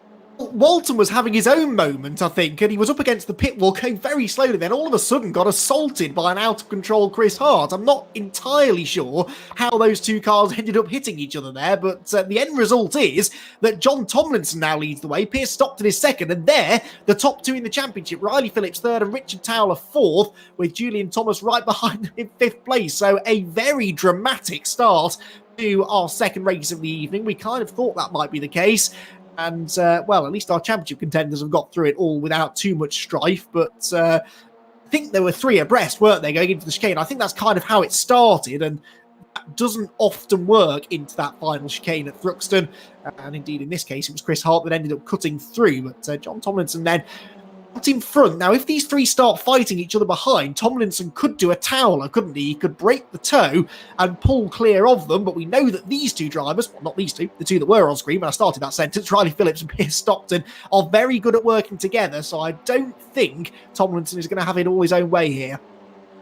It's what Richard Towler wants to do as well. I think he'll decide to sit in behind, but they are pushing each other along. Riley Phillips pushing Piers Stockton, and that's just how quickly a gap can close down. He is on board with Richard Towler, as we can see up ahead. Piers Stockton has got it all wrong, though. He's given too much of a push, but as he comes back onto the track, contact is made with Richard Towler, and that's going to delay the pair of them on the exit. That's going to allow Riley Phillips and John Tomlinson to get away.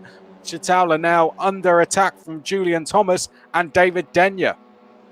Well, we had three different leaders in one corner then. We had Tomlinson led going into the chicane, then Stockton took the lead and ran wide, and then Riley Phillips led coming out of the chicane. So that doesn't get more Funcup than that, does it really? Towler is the one that's getting beaten up at the start of this one a bit like we saw from Riley Phillips in race one. But all this squabbling is just keeping the whole pack together. Look at them all streaming past. We've got the top 7 cars all in a line here, really, haven't we? Phillips leading the way, Tomlinson at second, Stockton third, Towler fourth, Denyer fifth, Thomas sixth, and Eiley in seventh place. And Chris Hart is only 3.5 seconds behind them. So Chris Hart could still be a factor in this one. We've still got 26 minutes to go, remember, and he's almost back on the tail of this lead group. So Tomlinson out on the grass there, coming out a good one. That is not going to help your lap time or your speed into Church Corner.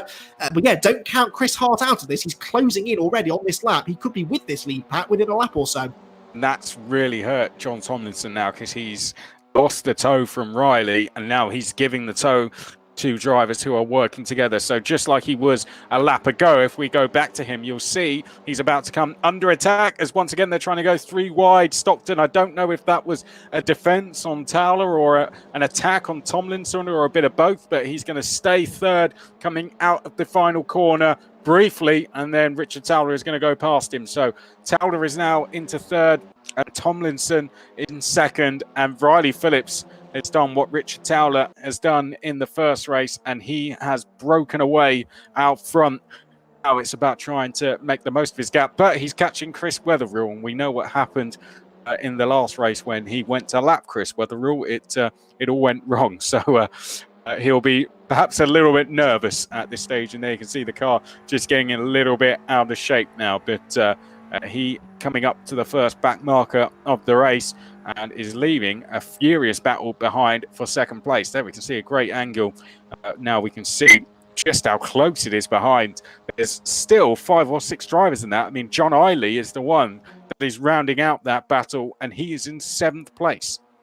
Tell you what, Riley Phillips is going to catch Chris Wetherill at exactly the part of the track where they clashed in the first race, just going out of Church Corner.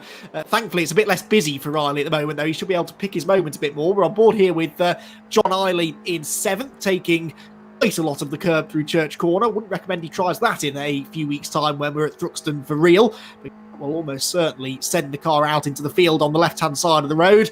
Up the hill they go, though. He's got David Denyer and Julian Thomas working together in front of him. As what's going on?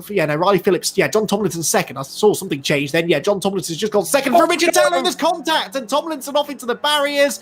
And well, that was unfortunate. I don't think it was intentional for Towley. He was trying to get the good exit, wasn't he? But this, Chris, is a real example of how not to work together. They can't organise themselves, this big group of cars. They're all fighting to be at the front of the queue.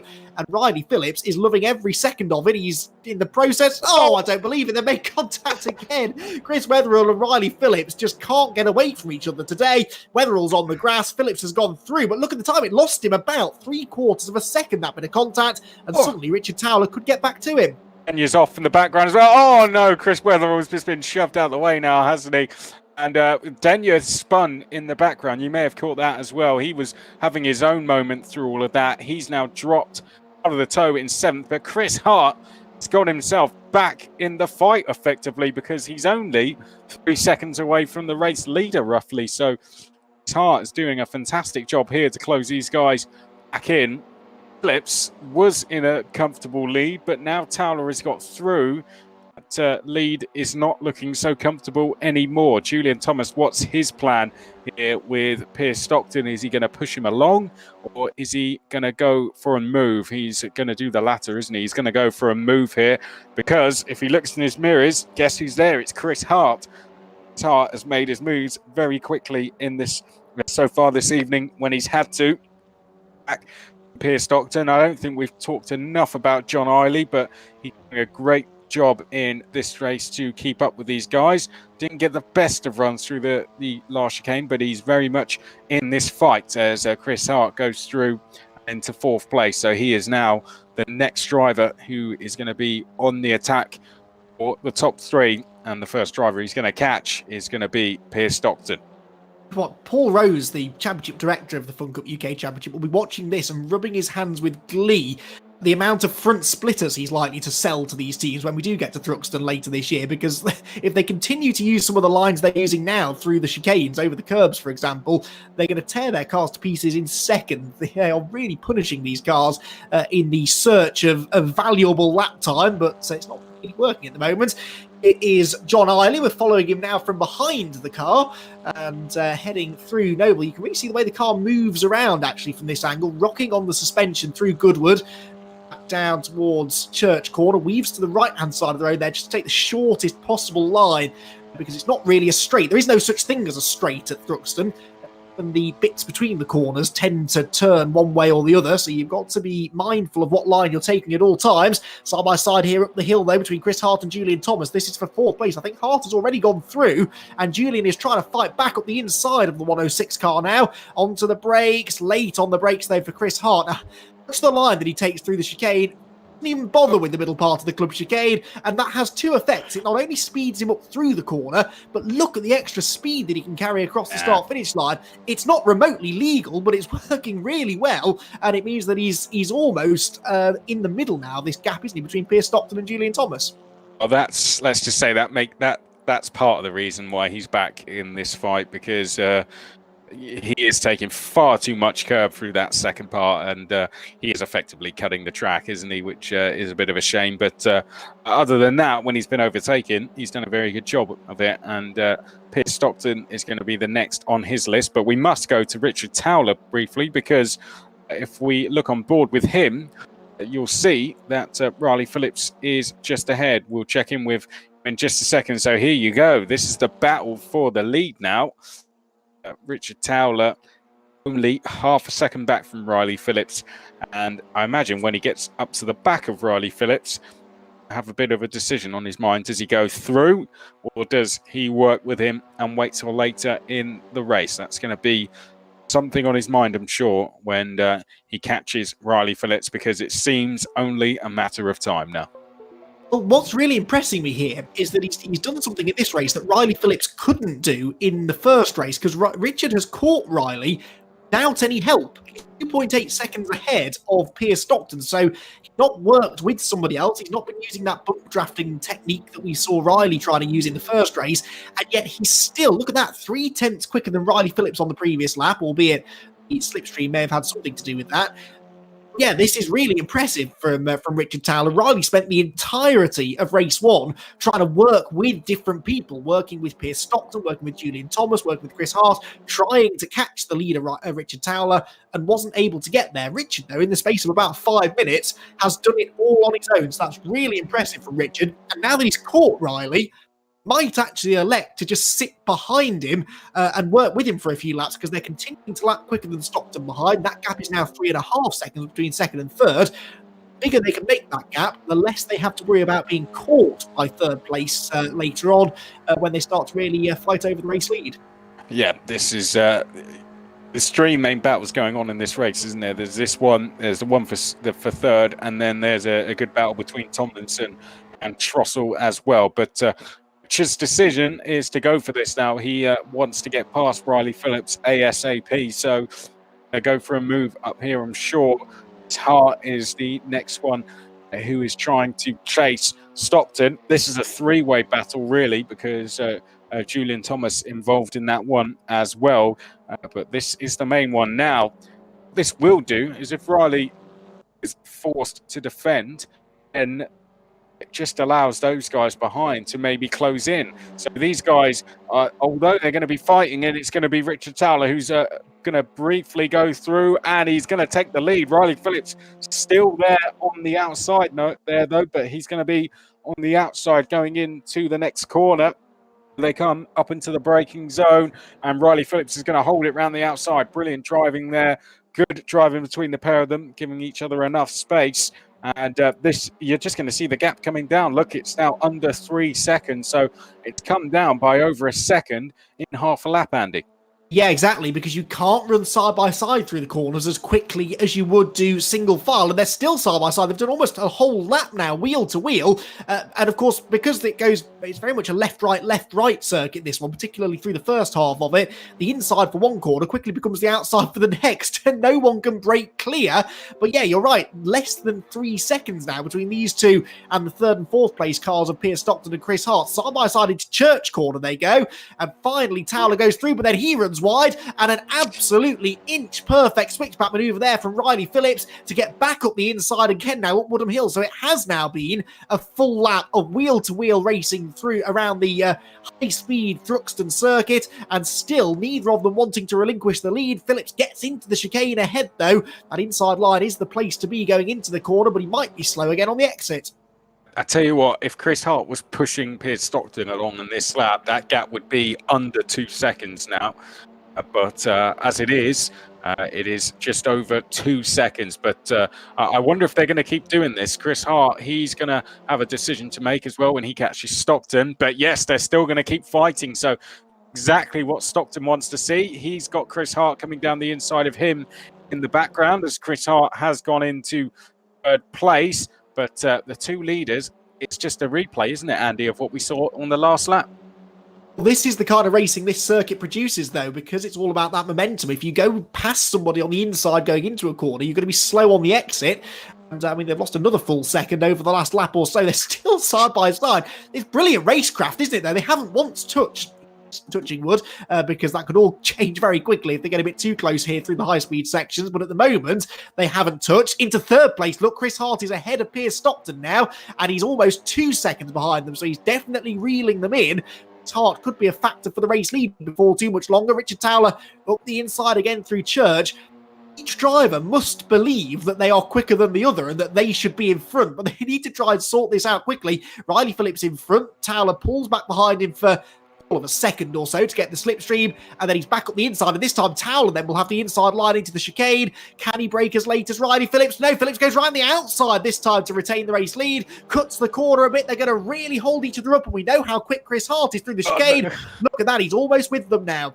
I tell you what, if anyone's wondering why are they doing this, they're fighting for a championship, aren't they? It's down to single digits now in terms of points, isn't it? It's less than 10 points between these guys, and this is a full-on championship fight. And there you can see Chris Hart get on with it, Piers, to get after these guys, because they can almost reach out and touch them virtually now, can't they? Like, they're still side by side, Riley Phillips and Richard Towler, as Richard Towler almost running onto the grass there.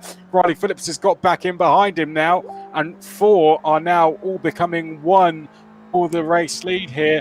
And a flash of the lights there for Riley Phillips, who I think that's a signal is, okay, you win, get on with it now, because we've got Stockton and Chris Hart right behind us. But just over 10 minutes to go, Andy, and all 4 cars are 1 as they come up towards Church. Riley Phillips has taken a look in his wing mirror, has seen Piers Stockton and Chris Hart arriving, and thought, oh, maybe we should work together again here to try and get away from them. I mean, we could have told him that about 3 laps ago when they started going side by side. It was great entertainment, but look at the way that the others have caught, and Piers Stockton is not going to hang around here. He's going to get a nice slipstream up the hill. There's contact there between Phillips and Towler as Phillips tries to push his championship rival up the hill. Interestingly, Piers Stockton was not able to get up the inside. Now he does dive to the inside of Riley. They all run out wide on the entry, and Phillips was never going to stop the car that time. Now he cut the chicane, but backs off to make sure that he doesn't gain an advantage, even though it means he's going to give away not 1 but 2 places, because through into second goes Stockton, through into third goes Chris Hart. That was sportsmanlike stuff, though, from Riley Phillips. He can afford to do it because he knows that with the power of the tow around this place, he'll get back to the leaders in no time. But Stockton's off. There was contact between Stockton and Hart, and now all of a sudden, Piers Stockton's back down to 4th instead. It's all going on.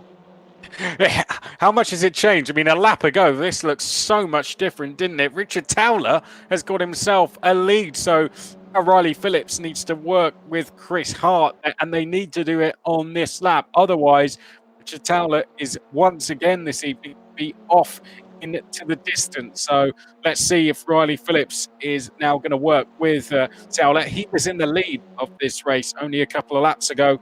Now he is in 3rd place, and he's 1.5 seconds back from Towler, but he's not going to do it. He's going to go the inside of Chris Hart.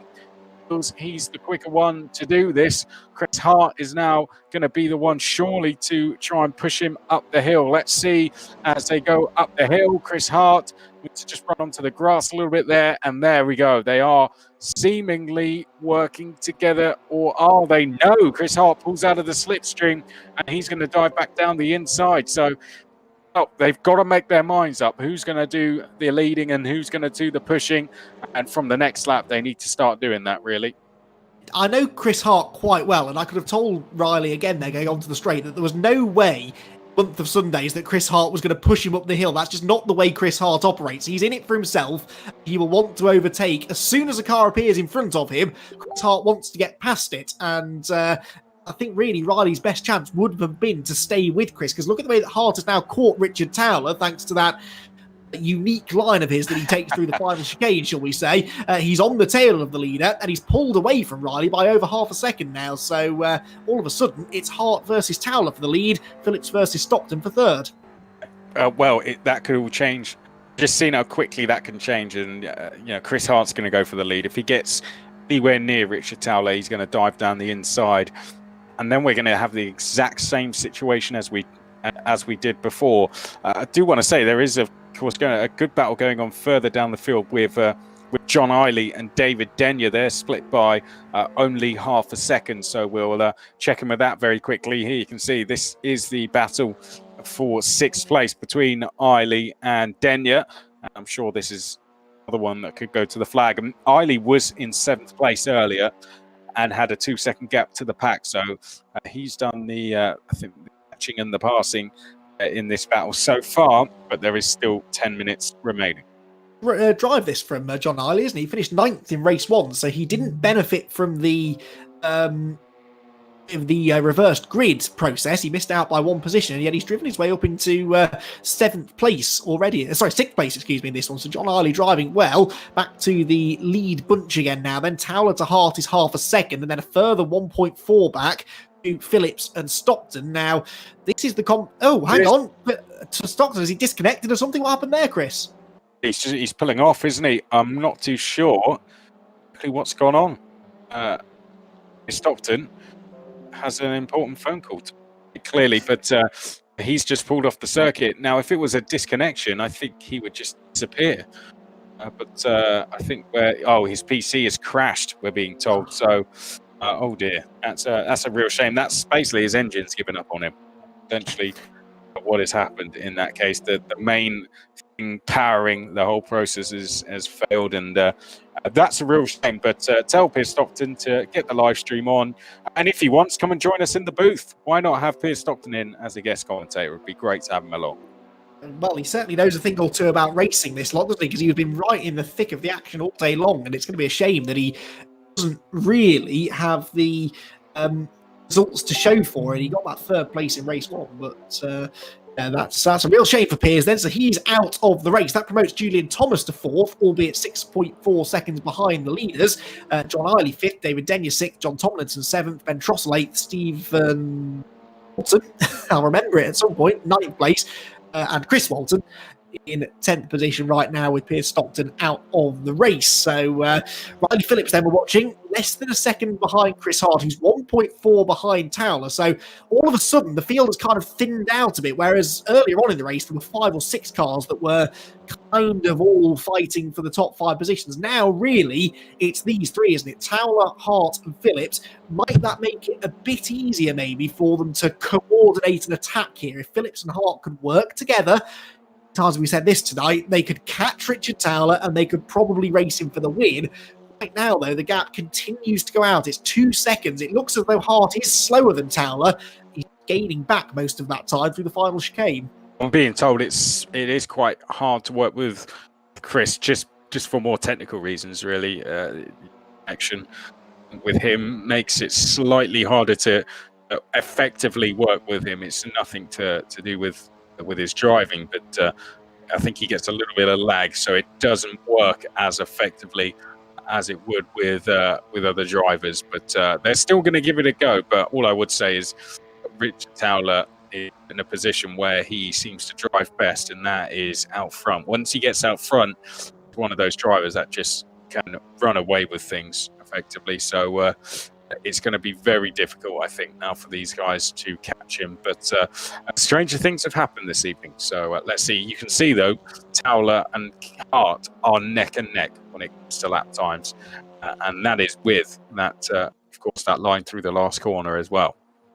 Yeah, well, the gap's down to about 1.2, 1.3 seconds at the start of the lap. So let's see if it starts going up again throughout the rest of the lap, see whether or not Hart can actually match Towler for every corner, not just through the final chicane. John Eiley's now into 5th position. Now, what's John Eiley's best result of the season? He scored 52 points in rounds 2 and 4. So if I go to my spreadsheet, 52 points is 7th. So he's had 2 7th place finishes as his best results of the season so far. So he is on for his best finish, even if he allowed this man David Denyer through. But I don't think he will allow him through.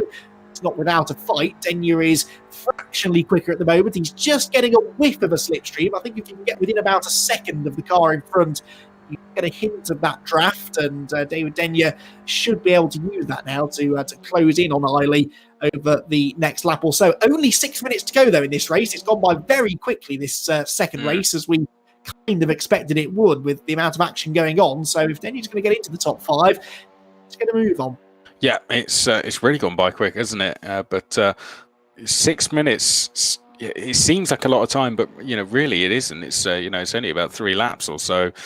So I think Towler, unless he makes a mistake, should have this one, and he was 0.6 quicker than Chris Hart and half a second quicker than Riley Phillips on the last lap. So I struggle to see him being caught here. He's just in a class of his own out front now. He's got that lead, and he really is taking advantage of it. It happened all happened quickly through that final chicane. He was given that race lead, and since then he's taken the advantage and now has a gap and on for what would be a very deserved victory. Yeah, I tend to agree now. I think if Phillips could get past Chris Hart, he could probably lead the two of them up to the tail of Richard Towler a bit more quickly. But he knows from experience that as soon as he gets past Chris Hart just repasses him again. He doesn't really seem to get this memo about working together. So, yeah, that probably is going to hand it to Richard Towler, which means it's going to be, I think, maximum points haul. Unless, well, I don't know who's got the fastest lap in this one, but it's going to be certainly 2 race victories, it would seem, and that gap is going to be something like 6 or maybe even 5 points between the two of them heading to the next round. So this is getting tighter and tighter now as we get into the 3 events. Remember, we're at Donington Park in a few weeks' time, and then Silverstone National Circuit a couple of weeks after that, and then in October, Alton Park will play host to the final round of the championship, as it will in the real world. So it is looking likely to go down to the wire, this championship. Could this race go down to the wire, though? Because Chris Hart just put in a really good lap there. He was about half a second quicker than Towler. The gap now is lower than it's been for quite some time. Chris Hart catching back up. It's 1.3. It's not going to be close enough for him to grab the toe. But this battle has ended now, hasn't it? John Eiley has got a 5-second gap all of a sudden. Sure if that's something I've just missed, but David Denyer has dropped back, and he can now look behind and see his teammate, John Tomlinson. 2.8 second gap should be enough for him to hold on, but just getting better and better for John Eiley, isn't it? It really is, yeah. I think Denyer had a moment on the last lap because his previous lap was about 4 seconds slower than Eiley, so he must have been off somewhere. There we go. Yeah. Well, I didn't see where, but just looking at the lap times, it would suggest that he's had something go wrong. So David Denyer then in 6th. I don't think he's going to have time to catch Eiley now. I think he's probably got 6th place in the bag, though. John Tomlinson 2.7 seconds behind him. Leaders are going to come through this time to start what should be the penultimate lap. So Richard Towler has to hang on for just another 2 laps now of the Thruxton circuit, and I can tell without even seeing them when they're going through the chicane, because that gap between Towler and Hart goes from about 2 seconds to 1.2 seconds. You can tell that's where he's gaining the time. It's quicker again that time, though. He only gains 2 tenths, so it means Richard is quicker, everywhere else, and then they get to the chicane, and so it seems to be getting more and more frustrated through there, i.e. taking more and more of the off track than you should. So eventually I'm waiting to see Chris Hart go absolutely flat out through there and come out in a 5-second lead. That's, and that might happen on the final lap. I remember recently rewatched actually the 2007 British Touring Car Championship, and Jason Plato and Fabrizio Giovanardi had an almighty championship decider here at Thruxton, and Jason Plato was behind going into the last race and did exactly that. But he at least had the decency to hit another car first, and then he could blame the contact for sending him onto the grass. Very out of character for Jason, I'm sure you'll agree. But he was not afraid to exceed track limits. But then he had, the biggest prize in British motorsport that he was chasing, I suppose. So he will say it was worth taking the risk. But Chris Hart, I believe it has been noted that he's been using his own unique line through that chicane, and second place might or might not stand at the end of the day, I'm told. Let's have a look. Let's watch him go through. There you go. That's it. That second part. And textbook line there. Jason Plato line. And now call it. Does that leave him? Where you closed in by 4 tenths. So he's going to be 8 tenths behind. And this is the final lap, I think. So only a lap to go now. And I don't think Hart is going to be close enough to take what would be a provisional victory. Richard Towler, how well has he done this evening? 2 races where he's been able to get out front and done the hardest thing when you get there is staying there and building a gap. It's very hard to do that round here. You weren't sure if anyone was going to be able to do it, but Richard Towler has done it twice very well.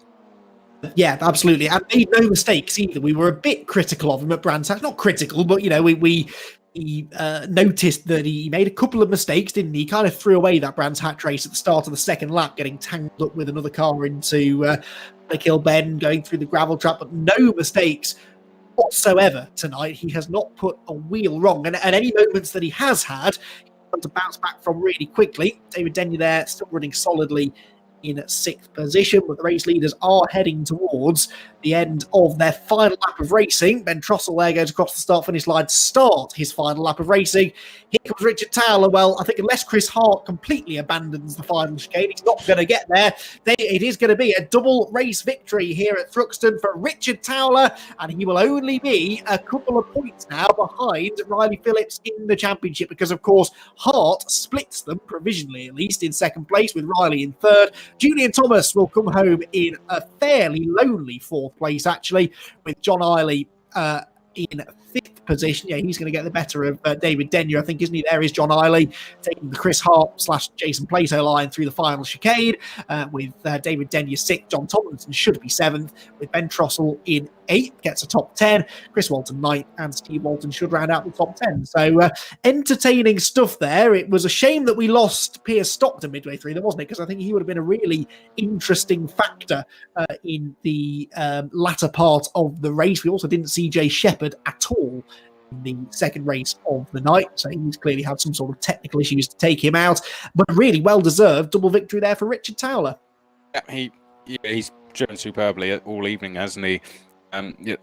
All started in qualifying with a great performance there, but we were saying, in our preview, we didn't think anyone would, the hardest thing here is to try and get away, but Richard did that all on his own twice. I mean, the 2nd race was, just someone who placed himself in the right place at the right time.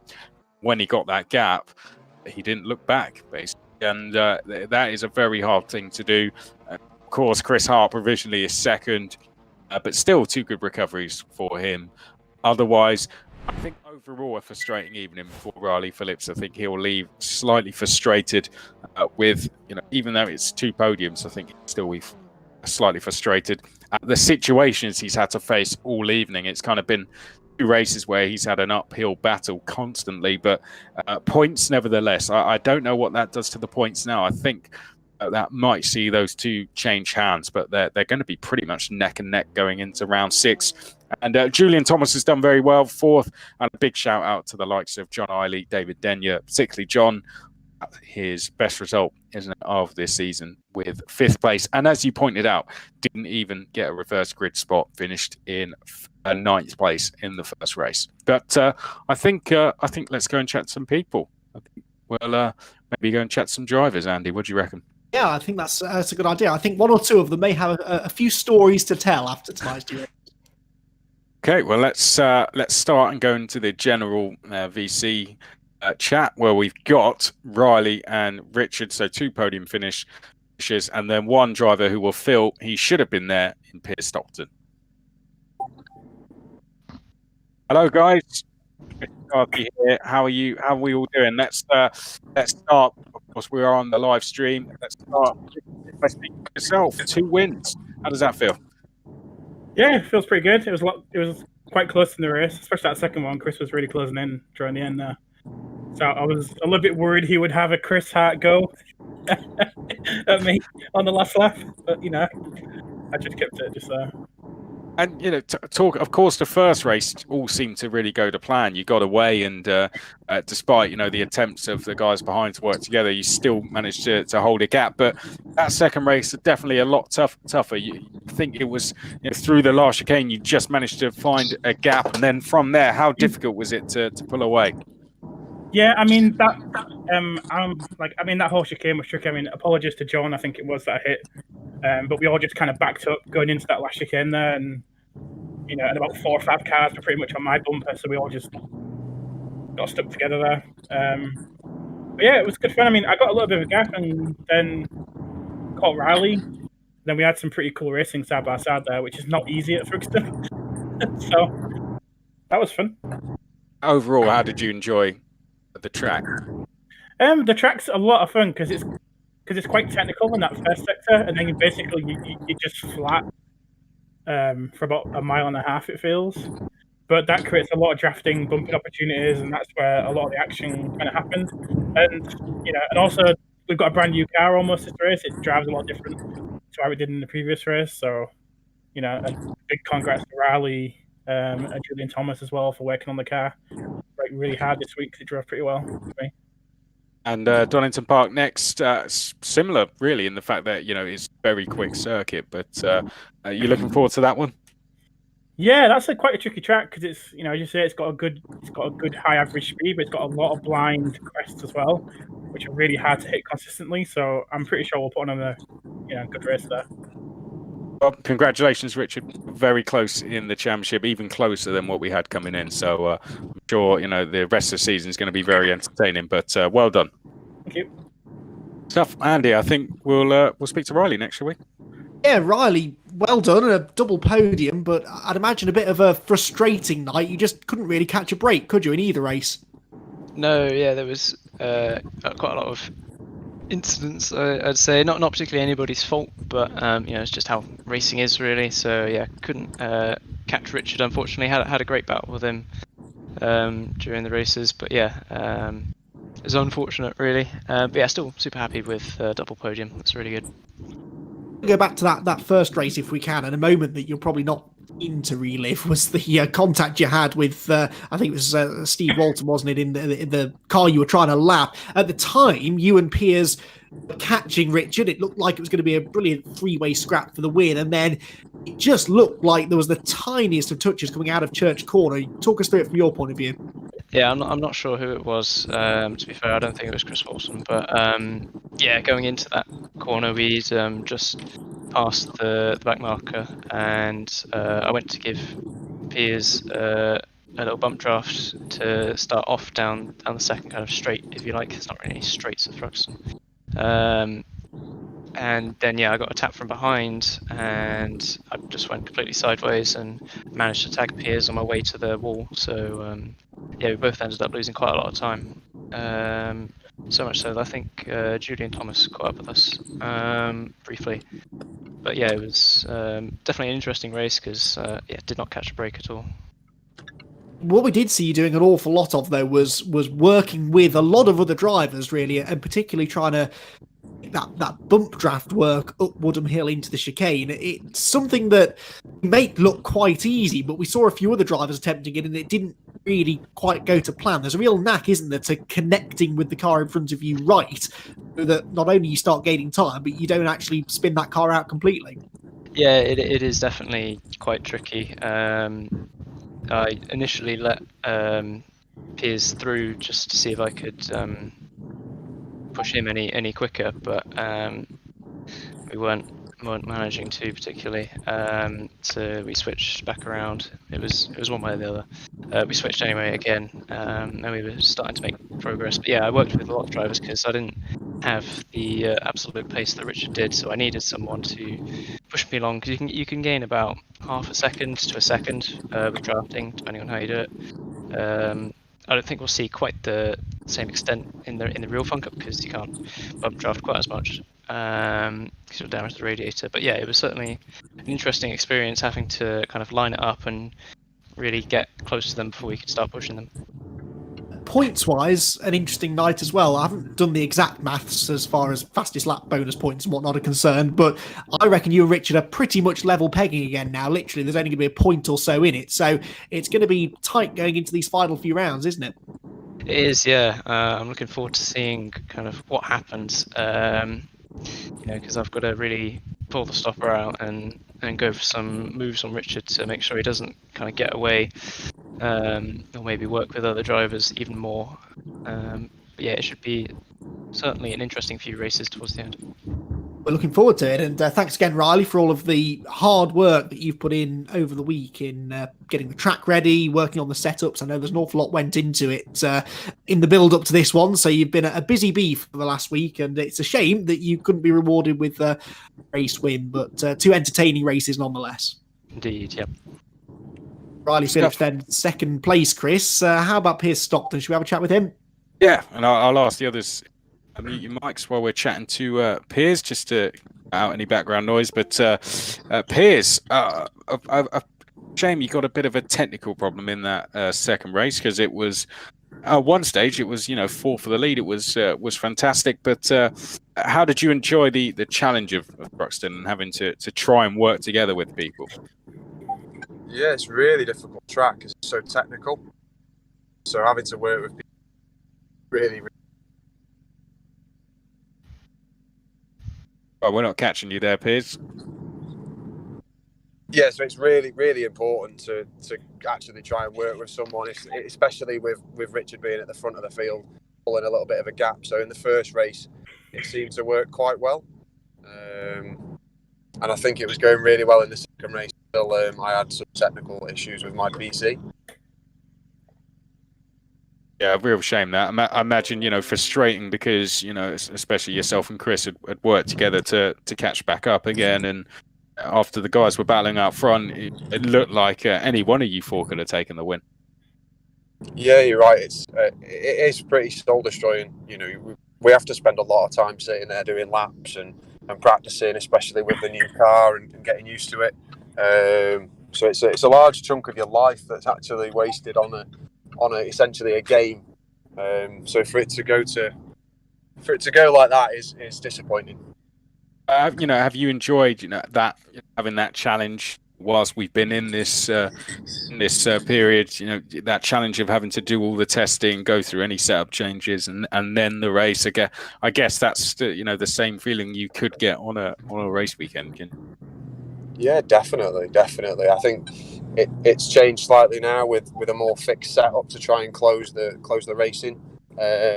So that actually makes it probably a little bit easier for guys, so that they're not constantly chasing a setup. But yeah, it seemed to work well tonight. I'd say your weekend, is probably coming where you've clearly got the pace to do what Richard has done this evening. You confident for Donington Park? If I'm being honest, no, not really. I'm not exactly that confident in my PC, so I don't know if there's anything that I can do about it. Yeah, so we'll see. Are you driving, Piers? Actually driving? Yeah. I was going to say. I thought I heard an indicator. You're on speakerphone in the car. Oh wow! Good evening, Stocktons.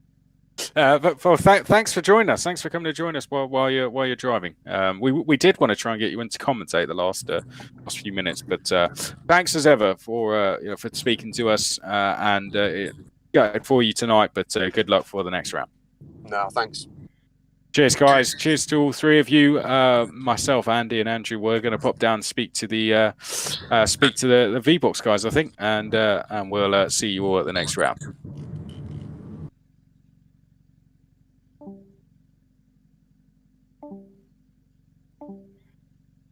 Yeah, he overtook me. Sorry to butt in, but do you fancy a quick chat with me and Andy? Yeah, sure. Who's this? It's Chris and Andy, the Commentators. Hello. Who's this? Hello? Come on. Wow. We were just We know having some your banters. Who should we start with? Oh, David, you're at the top of the list there. We'll start with you. How did you enjoy it this evening? Well, the start of the race was great fun, and then sort of lost some places and starting to settle into a rhythm. But I was just behind John Eiley there for a bit, and unfortunately I made an unforced error behind him and lost a bit of ground. But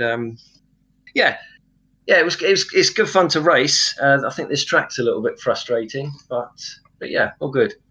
Well, we were on board with you. I think while that battle was kind of building up, and then we did move away from you, and then when we came back to you, you're kind of 4.5 seconds behind. So where was it? Where did it all go wrong? I think I caught him quite quickly, and then thought, right, I need to pace myself here. I got 15 minutes, and then I think I overdid that really, because 15 minutes went up, and he'd actually got a gap on me again, whereas I caught him, I think. So not sure really. I mean, I know there's a bit less to it than some of the others, but have you found this more challenging because of that, this circuit, or have you Did you manage to get up to speed around it pretty quickly? It took a while, and we were still playing with the car model. But I think just the intensity of the track is just less than other ones. You have that long bit where it's just wide open throttle, and you're just getting cramp in your calves. You got cut off for a bit there, so we didn't quite catch the end of that. But what about? Let's look to the next round. Donington Park, is that a track you particularly enjoy? God, I have done one. I've driven there in real life, which is many years ago. So I'll have to get practicing for that one. But yeah, that's a good track. I expect that should be a lot of fun. And excited to get going again in the real series. Oh yeah, well yeah. Good stuff. Okay, Andy, I'll hand back over to you. Oh, that's how you do it. Oh, Chris has figured Hello, out Chris. how to change yours. Nice of you to join us. I'm not very good at computers. Well, you and me both, to be honest. But you've hijacked our team race logic conversation, but we'll allow you to join in. We'll have a chat with Julian and John first, and then we'll come to you. Julian, you were in the thick of the action tonight, weren't you? And I know the Thruxton circuit is it one that you've raced before? I know you've never driven a Funcup around there, but have you raced at Thruxton before? I have never raced at Thruxton in my life. No, really? This is my first experience of it. Yeah. And what's the takeaway from it? Is it a place you enjoy? I think my Jaguar or my Cobra would be fantastic fun here. Rather a different beast, isn't it? Really? Yeah. I think the Funcup, you spend sort of 70 or 80% of it on full wide open throttle, so it's you're thinking about what you got to do at work the next day during that bit. Well, possibly a little bit more intense if you're up there fighting for the lead. It must be said, because some of the battling that we saw when a group of cars did get together was pretty intense and very enjoyable to watch. That's the kind of racing I think we can expect in a month and a half's time or so, isn't it, when we get there in the real world? Yes, I would have thought so. Yeah, I've heard some good things about the track. It'll be massively competitive because of the slipstream, of course. Like in real life, there's going to be like 8 Funcups nose to tail, which is going to be just amazing, I think. Only 8. I was thinking more Probably about 10. 16. Probably, yeah. Those early laps are going to be pretty exciting, aren't they? Aren't they? Yes. I know you've been involved as well this week with working on the setup. It was a fixed setup for this race. So you were all running the same setup, and you kind of had a hand in working on that, and you learned a few things, didn't you, about how some of the other drivers are approaching not only setting up the car but how they drive it as well. Yeah, absolutely. Always learning, always analysing data, looking at how I can go quicker, and learning from other people. And yeah, I had good fun digging into the car model and the tyre model, and using some of my skills that I've learned at work to try and improve it. Yeah, I thoroughly enjoyed myself. Good stuff, and great to have your ongoing support with the Virtual Funcup UK series as well. So best of luck for the next one. I think we're at Donington next, and that is a track you're a little more familiar with. Yes, I love Donington. It's going to be a blast there. I thoroughly enjoyed this race, these 2 races. I really did. It was cracking. Stuff. Well, there you go. So, Chris, Julian Thomas is a fan of Thruxton, even if he did have a bit of time on his hands to think about things other than racing. But we certainly enjoyed watching him and the rest of the Race Logic drivers getting into the thick of the action.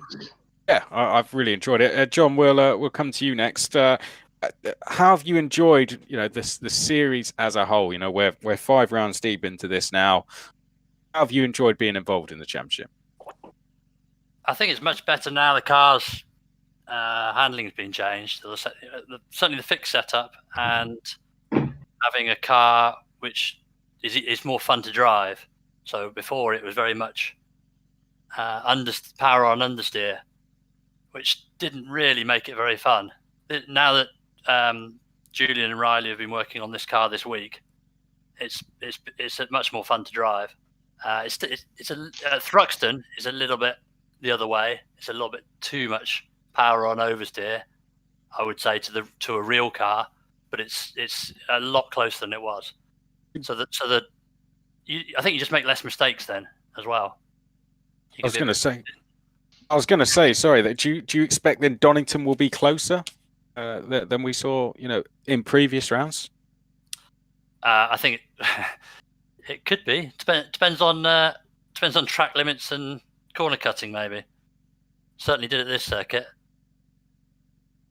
Stuff. Well, let's talk about this round for you. Are you happy with how things went? I mean, you always seem to be, in and amongst the action and up there fighting, within kind of the top 5. Are you happy with how it went overall? Probably not, but it's it's good fun. But when you get taken out, someone hits you and you get spun round. It's not much. That's not much fun. Oh. You're making this very difficult for me, John. No, I mean, of course, Richard, he has apologised for that. But but he didn't need to, did he? I mean, he's so much faster. He's at least a second lap faster than me. He doesn't need to have. It doesn't. I think it doesn't need to be that close racing to where a small mistake is then going to hit someone else, and then they're in the barrier to the back, and pretty much just cruise. You can't catch anyone after that. But away from from what we've seen at Thruxton, we've still got a few rounds left, so I'm sure we're going to be seeing you competing throughout the rest of the season. Yeah, definitely. Yeah. Don't see why not. Yeah. Good stuff. Well, let's hope you can have more luck on your side going forwards. But Andy, I'll hand back over to you.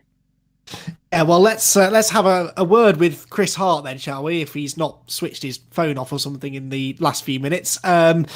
Chris, you always have good fun doing these races. You're always in the thick of it all, and tonight was absolutely no different. No, I mean, I've got to say, I thoroughly enjoyed all of them. I do think the guys have done such a great job now. The car's so much more realistic, and I think it can just make the racing a little bit more like it is when we're all on the track. But I mean, generally, I've got to say, look, what a wonderful way to get everybody together and still carrying on with the spirit of Funcup. It's been fantastic. I've just enjoyed it, even whether I've been at the back, at the front, a few times. Too many beers before we got on, but yeah, no, I mean, I think tonight was fantastic. Really looking forward to doing Thruxton. I think the racing there will be epic. I really do. I just think tonight was a lot more like the real thing. I think it was good, really good.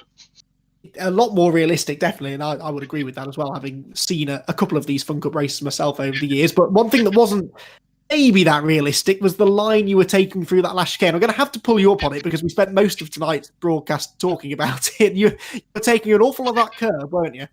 Well, this is just like talking to Julian now. What are you trying to say, Chris? You're not expecting me to admit anything, are you? No, I thought I was probably asking a bit. But, it was a unique. Well, put it this way: you're going to try that line in September when we get there for the real thing, are you? You have to, without a doubt. Somehow don't down you actually. On to Donington next time. Let's move on, shall we? On to Donington next time. That's a track you've had some success at in the past, isn't it? In the real world. Yeah, great track. Wish we were there this year actually, but I think it should be good in the virtual series as well. Looking forward to it. It should be fantastic stuff, and you've more or less confirmed just now that you will be competing again in the Funcup Championship this year. Missed out on the title last year by a very, very narrow margin. What are the chances of getting it back this season? There's no chance of not getting it back this season, Andy. The number one's coming back. We've only lent it to him for 1 year only. That's it. Oh, see, that was the deal, was it? That was the deal. There you go then. Well, everyone else better watch out because Chris Hart's after his championship back. Have you got Henry back with you again this year? Of course, yes. Of course. He's at home now practicing, drinking white wine, and just getting prepared as you should do. Yes, athletes in peak physical fitness, you two, aren't you? Which is why you've had so much success over the years. You've got it exactly. Well, there you go, Chris Hart. In a nutshell, proving to everyone why we enjoy working in the Funcup paddock. It is a laugh a minute with this lot. So, Chris, thank you for joining us and thank you for entertaining us all night. Cheers, thanks, guys. There we go then, Chris McCarthy. Chris Hart in fine form tonight, as everyone was really. I mean, it's been a thoroughly entertaining night all round. Yeah, it's been great. I think we'll head back up to the booth, shall we? So thanks to all of you for speaking to us, and we look forward to seeing you all at the next round. See you again. Cheers. Bye. Oh, there we go. That was interesting. Some interesting viewpoints there from the drivers. I mean, you always get these different viewpoints, don't you, at the end of a race, especially competitive race, you always find the more competitive the racing is, the closer the racing is on track, the more likelihood there is you're going to stumble across a slightly miffed racing driver. But there's two sides to every story. And at the end of the day, we've really enjoyed watching the racing. And if this is a taste of what we're going to see in September, when the real championship heads there for round 3 of the Funcup UK Championship, I think we're in for an absolutely thrilling 4 hours of racing. I think so as well. I that is one I'm definitely going to be tuning in for, and when Chris puts all the highlights together for that, we'll definitely be watching and hopefully catch a lot more rounds. Hopefully get to a couple. Usually get along with Chris for at least one round, so it'd be great to get along and work at one of the rounds this season. But in the meantime, of course, at Darlington next round, where there may be a date change as well, we may be switching to midweek races. We're just waiting for the drivers to vote on that. But Andy, I think it's been another brilliant evening and 2 very good races and another great round of Funcup Virtual.